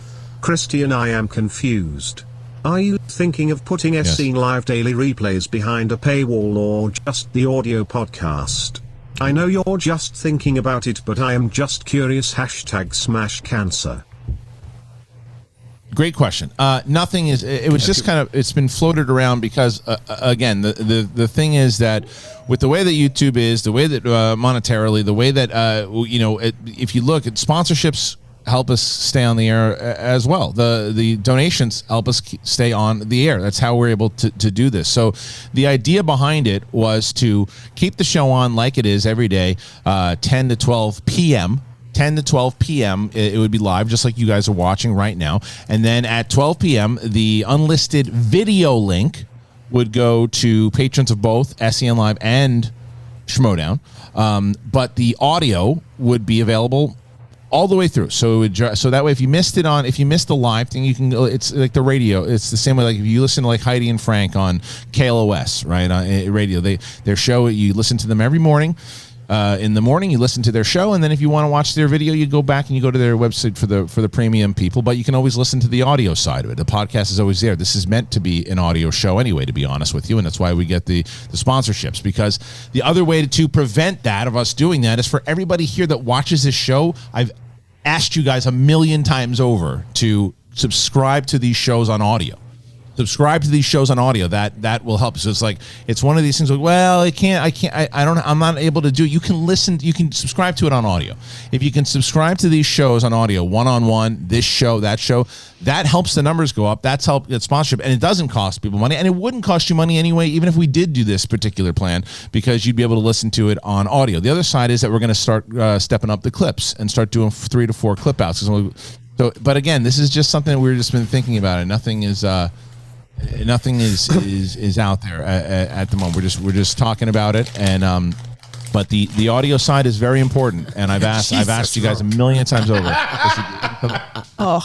If you're able to head on over to the audio side on both on all these shows, especially this show, the Inner Geekdom show, but one-on-one, like I said, I have Tiffany Smith coming. Listen to my guests. I got Tiffany Smith, Mike Binder, who is the director. He directed so many different movies. He directed, speaking of Adam Sandler, he directed Adam Sandler in Reign Over Me, which is good, very underrated film. Yeah. He's a working actor. He's done tons of stuff. He was a Mind of a Married Man for a long time on HBO, and he was a comedian and a regular at the Comedy Store, and he came up with the idea to do this documentary for the Comedy Store, and it's just brilliant. I mean, the Comedy Store, it's brilliant. So I'm having him on next week. Ryan Satin's going to be on, which will be great. I got Ashley Mova coming on. Nice. So there's Steve Simone. There's a lot of great people coming up for one-on-one. And if you haven't been listening to the show on Apple Podcast, please do so, because the reason why, to let you guys know, the more downloads that we get on these episodes, especially for SEN Live, then the more opportunity for sponsors come in. And when the sponsors come in, then we're able to. It's just a different world that we say, very similar to what we were just talking about with the theater situation. So if you're able to, it's like, well, I only listen to it, I only watch it on YouTube, so no need for me to subscribe on Apple Podcasts. If you want, if we can avoid going down this path, that's how you do it. So listen to the shows on podcasts if you can. Download them. Leave us a review. That's where it's very important to keep the show going. So I just want to clarify. If we're meant to be audio, then we could probably eat, right? Oh my God! Does that sound good, Kristian? You just good? burped 4 times into the mic. Yeah. So does that sound good? Yeah. You also, by the way, you didn't hear me eating. You saw me eating. Disgusting. Should I not wave to people when they say hi, Brett, now? Should I instead reply? Wait, are they ganging up on you? Are they ganging up on you? Yeah. It's like, where were they before this? All right, listen to this. Listen. Worm. I'm in the counter.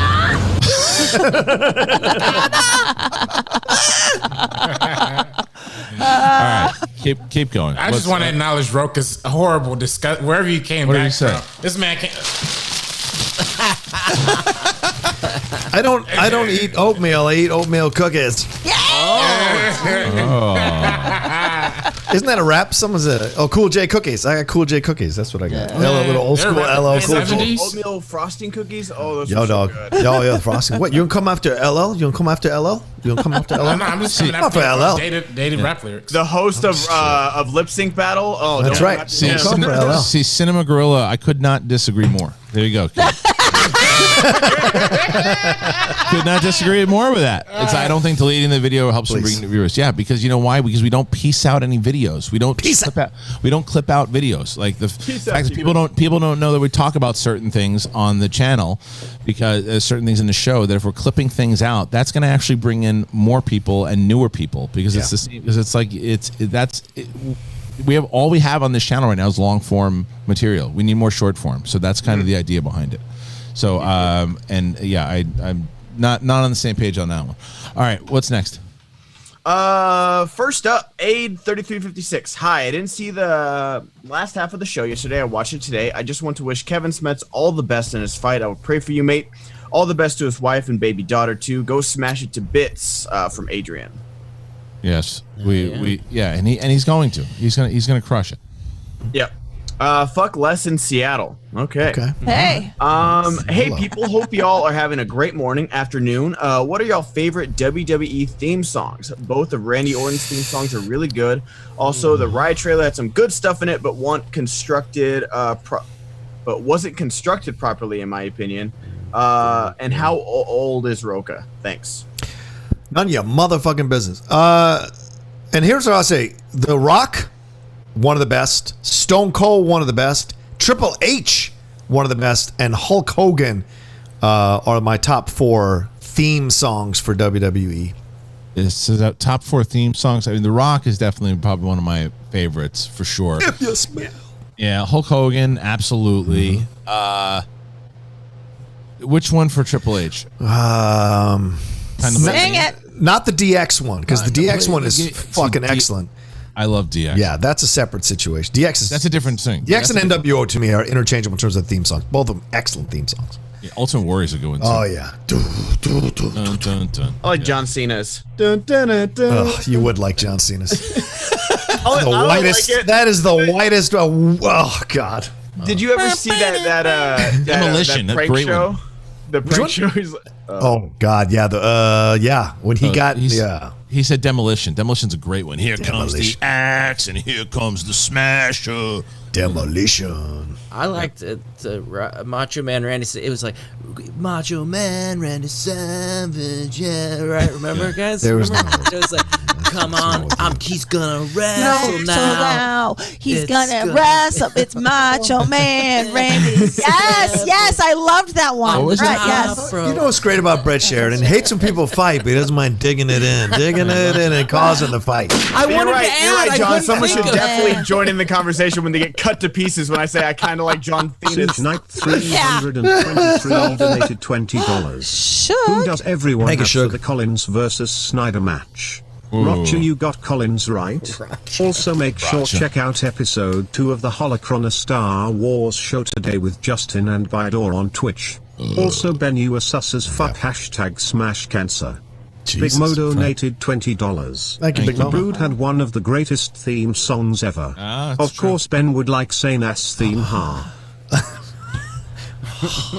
The Brood is Ben. Oh, here's a trivia question that Brett definitely won't get, Kay won't get, only because they weren't around back then. But which Schmodown competitor entered to John Cena's theme song? JTE. No. I want to see if anybody. Who's the whitest competitor we I want ever to see if any. I want to see if anybody guesses it in the chat room. Is it Makuga? No, it's not Makuga. Riley. It's not Riley. Oh, Riley never came into that. Damn, I'm trying to think. Bateman? Was it Bateman? Dave Lynn Mistrunner got it. Dewberry. I was actually going to say Dewberry just the way you said no. I was going to say Dewberry. Yeah, you were close. My assessment's wasn't not Jeff? wrong. Why No, does it was Dewberry. He used to come into it, and when he was healed. man. Collins Love and Dewberry. Snyder. Yeah.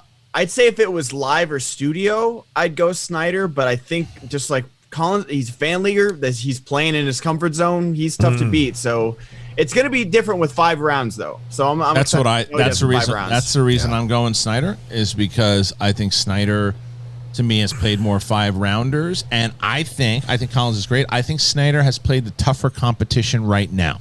No offense, Rocha. I think. How dare you? No offense. I think that he played, No offense.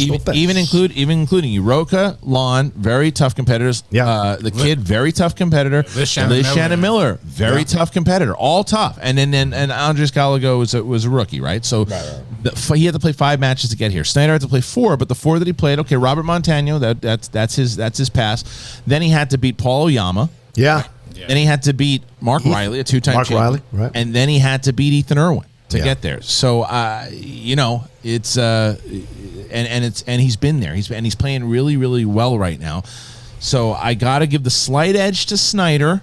Yeah. But I could definitely see Collins, I think, has wrapped up Rookie of the Year, right? I'm launching an investigation into Collins. I'm launching an investigation. PEDs? Yeah. There's something wrong because everyone coming out of the fan leagues was like, Collins is good. He's good. He's not, But last night I had JT on the Outlaw Nation show. Oyama came on as well, and Oyama was like, he was good in the fan leagues, but he wasn't this good. So he really adjusted his game. So we're going to do a little investigation, find there's some PED trivia's going on, something going on here with the dime store Jesus. So we're going to figure this out. As a manager, I'll tell you what. As a manager, I want Snyder to win because I need Roxy to get more points than Shannon. Well, yes. Well, because look, same way I feel with Swag. We want Snyder to win. Yeah, definitely. Yeah. I just want to see Snyder go against Dan because Snyder was like, Dan's not the GOAT until he beats me. And so I was like, that'd be a good storyline. It's a brilliant way to go about it. It's brilliant. Let's get to these questions here. Yeah. Streamlabs.com/theshmono. Joel from Queens. Morning, crew. Kristian, you ever thought of letting Rocha host while you're on the show? Letting Dad take a back seat in the minivan. First of all, I'm older than him, so he's not my fucking daddy. Let's put that on. No one said daddy there, Rocha. So, I say daddy. That's how I use it. Have I thought about it? No. It's a co-main event, you guys. It's a co-main event. Co-main event. 50 Shades of Geek. Hey, everyone. I hope everyone saw the GoFundMe for Kevin Smets. I already made my donation. How about you? I need to make mine. For sure. Does he need? Does he need? No. Who made it? I didn't see. He said that nothing yet, but maybe someone made it for him. Be careful with that stuff. Hey guys, I really shouldn't be give this 20, but please, Kate, do the Kristian impression. I plucking love that. To go off of Rocha, though, he did say yesterday, he said, you're not going to see a GoFundMe for me. That means that things are getting... It's not a scam or anything. Paul Preston did it, just like he did but if Smet says he doesn't want one, don't create one out of your own desire for one. I get that he's probably got a heart in the right place, but if Kevin says no... Then doing one in spite of it, I don't know. If it's for cancer research, then that's separate, right? That's separate. Right. All right, let's... And my dad died of cancer, so don't come at me with any shit. No.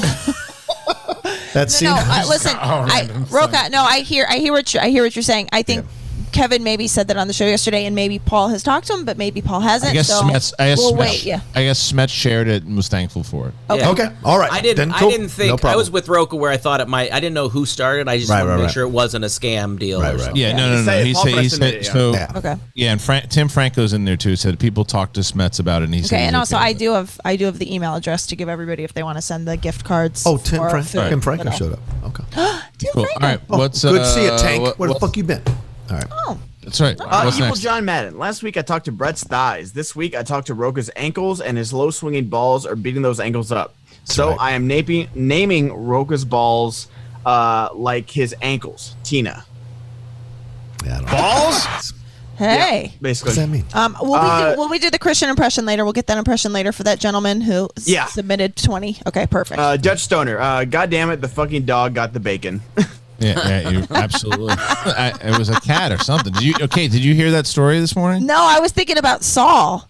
No, it was this morning. The brief version of it was I made bacon for the kids, and for about 15 minutes I couldn't find where the bacon was, and I didn't know where it was, and I was searching. I thought a cat got into the house and ate the bacon. I couldn't find it anywhere, so I was running around the house looking for it. So it was a thing. Johnny right, P. Next? Hey guys, hope everyone is doing okay. Love you all. The Last of Us TV show was announced a while ago. It's scheduled for 2021. Ben, are you interested in seeing this? And do you think they will keep true to the games and have controversial decision? Joseph Curran donated $20. Oh, hey guys, just curious if any one of y'all have seen Borat 2 yet? I saw Dan's review this morning and am very excited to watch it on Friday. Hashtag Did he say it was funny? I hear good things. I hear good things. Yeah, good things. Good. I'm excited. I'm excited. I'm excited to see it. But no, I haven't heard. And Last of Us 2, I'm happy they got the composer. I'm excited to see who they cast as Joel, and Ellie. But I've played, like, I realize, not everyone has played the game. All right, I'm fucking done. James Lavario, by the way, I still think I'm owed some previous impressions. I know. Kate, yes. Yes, for sure. Yes, James, we owe you. Yeah. So we have an impression off, and then Kate doing Christian today for sure. Yeah, and we from the other day we're supposed to do 5. I know each, the 5. The so 500 one. Dagan, Christian, a No Rhyme, No Reason reunion tour is what the world needs in 2021, featuring the new hit single "Dragon Shit Breath." I was just like Eddie 314. I'm just gonna keep going. Have you guys seen the Jim Mason Giuliani and Borat donated story? $20. Have you guys sent the compromising pics of Rudy Giuliani from the new Borat movie yet? Yep. Holy hell, it is toast. Have you seen this? On So a apparently, different subject, I have no doubt Kevin Smets will kick the crap out of that bastard. Yes. Smash cancer. Yes. apparently, Borat tricked Giuliani by having him go into an interview with Borat's daughter, and they burst in the middle of the interview, and Borat's daughter has his hand down Giuliani's pants while he's laying on the bed. Oh my God. So the pictures dropped all over the internet in the last hour or so. So very That's funny what stuff. they do, man. Fucking clown. He's such a fucking clown, man. That was my Christian impression. Thank you very much. I found this laptop from a blind guy, and I was able to get it and get some pictures and blue. Big Mo donated $20. Fucking moron. Come on, Ben. Continue your point, man. Yes, I agree. Yeah. I already watched the movie by playing the game, so I'm not like super pumped about it. But I get that not everyone has played The Last of Us, so yeah. Wait, does that mean that actress had to put her hand down Rudy Giuliani's pants? Yep. Oh. Yep. I'm sure she knew what she was signing up for. What is this? What do you think, Kate? What do you think, Kate? Dust? Do you think butterflies dust? Like an Egyptian tomb? Yeah, just a plume of smoke. Plume. What in the world? It's a weird. How did he go from like saving, like reuniting in New York after 9/11? And He was so. I've never seen anybody who was so like beloved. Now it looks like this picture. It looks like he has Max Headroom glasses on, and he's got his hand on his ball bag, and oh my God, what a disaster! This is awful, man. Absolute disaster. This is 2020 right here. I'm gonna try and get it on screen. I should. Yeah. Go ahead. Why not? Yeah, please. I want to see it. It pics all over Twitter also. So, God. Someone said, can we start a GoFundMe for that poor actress? That I'll support. Yeah. Oh God! All right, let's keep going here. That's wonderful. That's what Eddie was saying. Have you guys seen the Giuliani and Borat story? Can't wait for the movie to drop. Queeper Sutherland, I totally agree with RB3. We need to preserve the theater experience. I would go back to theaters today. We'll lose the spectacle of actually going to the theaters. COVID will eventually go away, and this just feels like an overreaction to the current time. COVID already went away because it never existed. Impression number 2. Elmo, you're absolutely insane, Elmo. It's not going away. It's here forever. It's here forever. Please donate now. Queeper Sutherland, even watching Mulan, no matter how you feel about it, I keep asking myself how this would have been in a theater. There would be no event films anymore. Would they want to release an Endgame type movie on streaming? It would have been just as disappointing.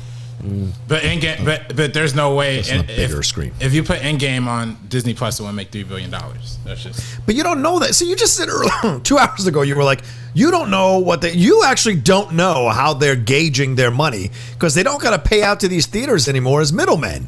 They just put it there on the streaming service. So if they can start quantifying how they can make money off this, then they might be able to make $2 billion. It just depends. And they quantified it with Mulan, and so by the way, Mulan was a shit movie. If they come up with a really good movie, then we'll find out. That's why I think Black Widow should drop. Rocha, I'll give you some good news here. So it's not the girl putting her hand down her pants. Rudy was doing it to himself. Of course he was. Yeah, let me.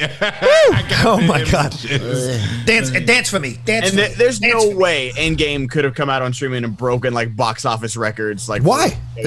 I think once they prepare it in a way that they understand, not now, well, obviously not now or back when it dropped, but if they can figure out how to actually make this money, because Trolls made $300 million coming out on streaming in like a month or two. So it's like, well, if that can make $300 million, if they can figure out how to quantify this money, I think it's absolutely possible. It's just about the future. And if you charge that extra $20, people would have paid through the nose to see Endgame multiple times. I bet. Yeah. Just saying. Maybe. Yeah.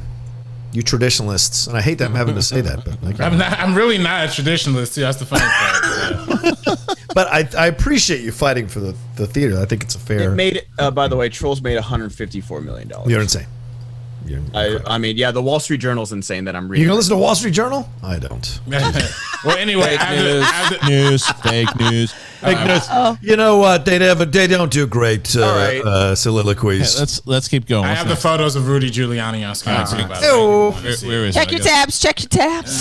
Is there only one? There's a few. There's three. Oh, was there? Because I only saw one. Yeah. So, but yeah, there's a couple. But I have a couple on screen. So I see. This is all a bad look right here. From you think? I mean, doesn't he know the camera's on or no? I don't know. I mean, I don't know what's going on. I gotta see. I mean, come on. Oh yeah, we can't see it unless we. Yeah, you just gotta bring it. You gotta bring up the actual YouTube link, and you see it. But it's like, yeah, this is. I mean, but I don't know, man. We live in a fucking world where you look at people and people will be like, whatever. Yeah. What? How do you take this guy serious? Yeah. Hey, boys will be boys, you know. Yeah, right. On anything Locker he says, how can you take him serious on anything he says? No, he's a joke, and they only use him to come up with the nuttiest things like this bullshit October surprise. They definitely. Here's a nutty thing he's doing right now. Yeah. Fucking grabbing his nuts. Dance for me. Dance for me. Dance for me. Hey, grab my fucking ball bag. I was a Macca's mayor. Oh, you're not gonna grab my fucking ball bag? I'll grab my fucking ball. Hold on, let me lay down this. I'll lay down right now, and I'll grab my own fucking ball bag right now. You just, that's not the camera on me, is it? It doesn't matter. I'm gonna lay down right now and stare up at the sky. And when I'm staring up, I'm gonna stare up at the sky. Just put your green dress right there. Okay, fine. Can you undo my tie for a second? All right, when you do that for just a second, I'm gonna lay back here, and I'm gonna take my left hand and I'm gonna squeeze my ball bag right now. And as I squeeze it reminds me of the time when I was on Fox News and I was talking about it, and they didn't get me on camera, but I was actually grabbing my ball bag with my left hand, but this time I have it with my right hand. Grab my ball bag. Who did that? Yeah, that's right there. That sound is amazing. Who did that? My balls. That sound is amazing. Fired. I mean, this is something here because I want to counter Ben real quick. It did make $100 million, but the first Trolls movie made $137 million, but they had to give 50% of it to the theater, so they only made $77 million. So they did make more. So I'm just saying, you can quantify this money down the road. Rochester Damn, is that $300 million though? $20. Shorty a little baddie, she a little baddie, shorty my little boo thing, and shorty got the fatty, shorty be catching mood swings every time I butterfly without a rubber. I nutted on the covers and I kept it undercover. Rudy Giuliani has this on loop. Do you guys understand that? You understand that before this, I was in this film. This film wouldn't even got an Amazon release, but now that I'm in it and my ball bag is in it, it is now the most popular movie on Amazon and on Twitter. So make sure you vote for me or whatever, and everyone else because my ball bag is running for Congress next year.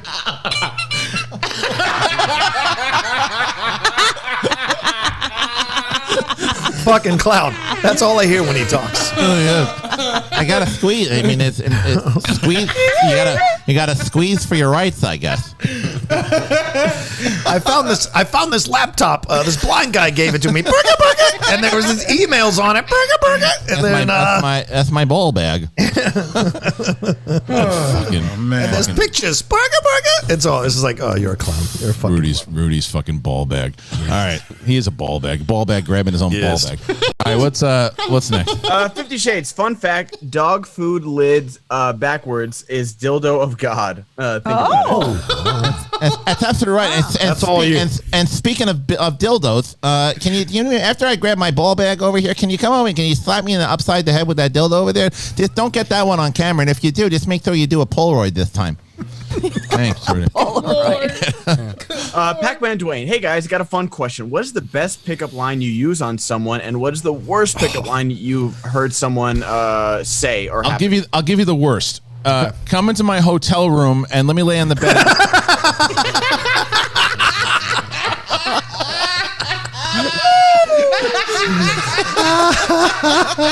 I've already forgotten. What was the scenario for this that he was putting in? Who knows? Yeah. Who knows? I don't think anyone know. Like, but, obviously people that have got like the screener know what happened. If you're Rudy Giuliani, here's advice for you: stay home. Yeah. Just lock yourself in and don't go anywhere because next thing you know, you'll be laying on the bed grabbing your ball bag and there's a picture. Oh, so good.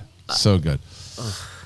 Oh, so amazing. How do you fucking good. Someone said it was an interview. Well, here's another note. If someone's interviewing you, don't lay on the bed and grab your ball bag. It's not something that usually goes over very well. If I was to go when I was interviewing a Fandango and I was interviewing Harrison Ford, and I said, "Excuse me, Mr. Ford, I'm going to lay down here and grab my ball bag before what are you doing? Get out of here!" And don't use pickup lines. Don't come up with a pre-scripted thing that you're going to try to approach a woman with, right? I mean, is that the advice? Sometimes it works. Sometimes it works. Sometimes it doesn't. Yeah. You forget, Rocha. Did you fall from heaven? Because I can see you in my pants. Or I don't know what. The thing is, though, the guy's such a fucking. He's such a clown. But the thing is, this is the guy that took down the fucking mafia. This is the guy. Yeah, way back when. I know. But still, it's like it's still like you can't take away from the fact he took down the mafia and he stood the fuck up when it came to 9/11. You can't take that away. Of course. Those two things you can't. But now he's grabbing his fucking ball sack on a bed in a Holiday Inn. I think was it Eckhart or whoever says it in Dark Knight? You should live long enough to be the villain. He's living long enough to be the villain. Yeah. Look, Kristian, in about 40 years, there'll be a podcast talking about. Remember when Kristian's walking around doing Mad Hatter in the nursing home? They're going to do the same thing. This guy ran multiple companies. How is he walking around screaming Mad Hatter in a nursing home? They're going to do the same thing, dude. As we get older, dude, we just start to lose our fucking minds. Yeah. Yeah, but stay out of the public eye. Then that's true. That's true. If you're in the base, if I'm in my fucking basement in my Darth Maul underwear, just fucking screaming, Mad Hatter obscenities to no one, and Last Jedi, and I have fucking cheese doodles hanging out of my ears, then fine. But I'm not fucking. I don't have a cucumber up my ass on top of a bed, and the next night I'm campaigning. I don't think that's the same thing. Go senile with dignity. No, yeah. So if you're gonna fucking go bananas in style. Pac-Man Dwain. Okay, I got another fun question. Before y'all married and had kids, in Rocha's case, who some in the space to hang out with if he was single? All right. Will you deal with it? Why is he such a baby? I don't understand why he's such a baby. What a 3-year-old. I know, right? You know the show. It's not popular. You didn't really leave? No, I didn't fucking leave. You know the show, man. Just read the stuff. Fuck you. No, fuck you. Fuck you. Know the fucking show with all your old fucking jokes and shit. Okay, go make me a drink, bitch. Go make me a drink, bartender. Fuck off. Oh, damn. Fuck off. God, you guys. Seriously. Go make another show. Can we get the Mad Hatter jealous that Rudy Giuliani for being in the Borat 2 film? Rudy Giuliani. Okay, let me take a little bit of the tension here. It's getting hot in here, like hot tea or something. You see what I'm saying? No, we're just busting balls. I don't give a shit what you're doing. It made me uncomfortable. Wait, that's not uncomfortable. The fact that I have this cucumber up my rectum, that's more uncomfortable. So listen, here's the thing. I was very upset when Borat decided that he was going to put Rudy Giuliani inside of the movie because I said, you should put me in it. I'll blow a camel. And he said, no, we're going to get Rudy to do it because Rudy does it all the time. He's just not going to know he's on camera. So look at Rudy. He's just laying there near the girl with a green dress. He looked like the caterpillar from the movie. And he's got his hand on his ball bag and he's twinkling it like in the sky. And I said, okay, fine. You know what? I'm not going to do that. I'm not going to embarrass myself because, oh my goodness, it's amazing. You guys are the reason I drink. That's why. Because you fight is the reason that I drink. That's right. I just want to come in this show and talk about trailers, and you guys fight about movie theaters and things, and I don't like it. And I don't want you to do it anymore. And stop me on that bed. He's just trying to do the job. No, I know. It's tough. I get it. I'm sorry. I didn't mean to yell at Ben. I was just busting balls. I'm sorry if I took it too far. Also, why? As Christian. Yeah. Also, I just want to say I am also drunk because you guys, thank you. You guys are just jealous because. Oh my God. You guys are just jealous because Ben's the pool I want to swim in. You're drunk, Kate. You're not like this when you're drunk. You're just like extra hyper. Okay, but also Christian. She'll stand up on chairs. People did used to be. People are like, "Are you on cocaine?" I'm like, "I'm on me." Cocaine's on me. That's right. I just lay here. Just lay here. Just lay here and put your hand in your pants. Yeah. Okay. Just let us know. Show the world we got a big D. Listen, this guy's behaving like a fucking 3-year-old. This guy's. I'm gonna. What a 3-year-old. Yes.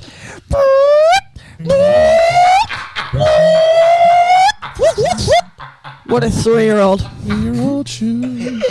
3-year-old beef.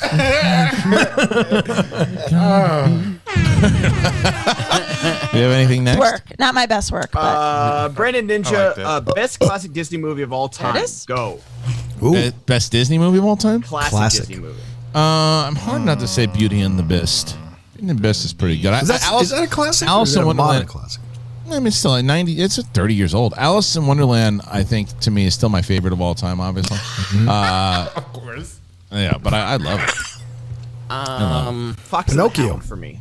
Fox and the Hound. Okay. I like it. It still gets me. You make me old, man. That's hey, an guys. This is 40 years. Guys, I know. It's crazy for me too. Everyone, this is Rudy Giuliani. I also like the old classics, but I like Fox and the Hound. I do it like with hand on the ball bag. We went to a bar in Arkansas, and it was like recard, and it has like today's date for 21-year-olds, and it was like 1999. I was like, son of a bitch. Yeah. 99. That's right. Lion King's a good one too. Lion King's probably my up there. If we're going like older classic, I'd probably go with like I don't know. I'd probably go with like. I can tell you that Kate's breath stinks right now. You know it does. Oh, you know she fucking stinks. She's one of these people at Comic-Con. The Hollywood Reporter just announced Jared Leto will be playing the Joker in the Snyder Cut.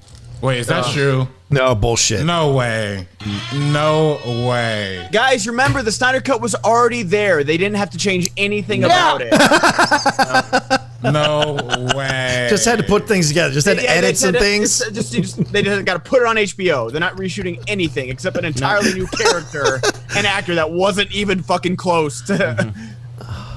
By the way, oh shit. Okay. That was my thesis the whole time. Was they were just buying time to reshoot some stuff. That's right. Hey, is there any more questions left? Yeah, we got a few.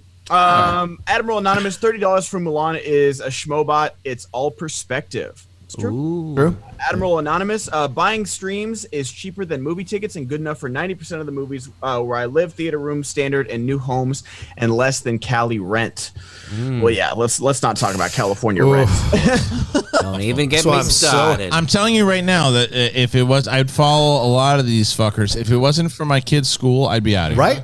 Right? It's insane, man. Dude, I mean, like, we're getting so much more than for our money than what we got in LA, man. It's great down here. Yeah.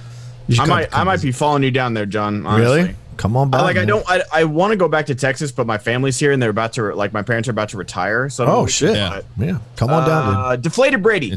I'm waiting on Adam Sandler's to reprise his role as Jack and Jill in the remake of Face Off. Give me it now. 50 Shades. A new Tesla car doesn't come with that new car smell. It comes with an Elon Musk. Oh, okay. I like that one. Ben, did you like that one? It was okay. Wow, I'm surprised. Usually 50 Shades is good. He's had better. Ultimate Fights. In a fight, who would win, a hot dog or a hamburger? The hot dog. Duh. How's the hamburger even win? Like, he said, it's so logical for RB3. He said, hot dog. Go ahead. Say something. No, say something. Go ahead. 3 had time today. Bella, me with your hamburger takes. Sorry being asked this to death, Christian, but what's your favorite movie score? I've been listening to Social Network, Blade Runner 2049, and the Shame score to get through work. Everyone else can suggest a score too, please. Well, look, the Braveheart score is incredible. If you haven't ever listened to it, you don't like the Braveheart score? Dude, in 2019 was me listening to that score before the matches. Okay, my matches. It's a great amazing score. It's an incredible James Horner. A lot of great ones. I'm trying to think of the ones that I have here. This is History of Violence. I like Tron. I listen to Tron's great. Tron's great. So this, I don't know if anybody can hear this. Can you hear this? No, we can't. Tron Legacy. Are you gonna get us? Are you gonna get us dinged? Probably. This is one of my favorite scores. Get demonetized every day. All right, never mind. Songs all time. I'm all hyper aware of it now. John Bryan, who did the score. Yes. For Eternal Sunshine and Punch Drunk Love. But this is from Paranorman. I miss Paranorman and Frankenweenie. It's really good. I did too. Kate, as a mom, when Vivian was born, she was probably 6 months old. Oh, yeah. I played this song and just kind of danced around the house with her with it. And my wife still has this on her playlist because of it. Wow, sweet. Yeah. So John Bryan's one of my favorite composers, and his score for Lady Bird is up there too. I would also say the last song in Babel, which I always get wrong, it's called Bibo No Arello or whatever, but it's a really amazing song. That last song in Babel, and also the song is that from Kate's life story? Babel.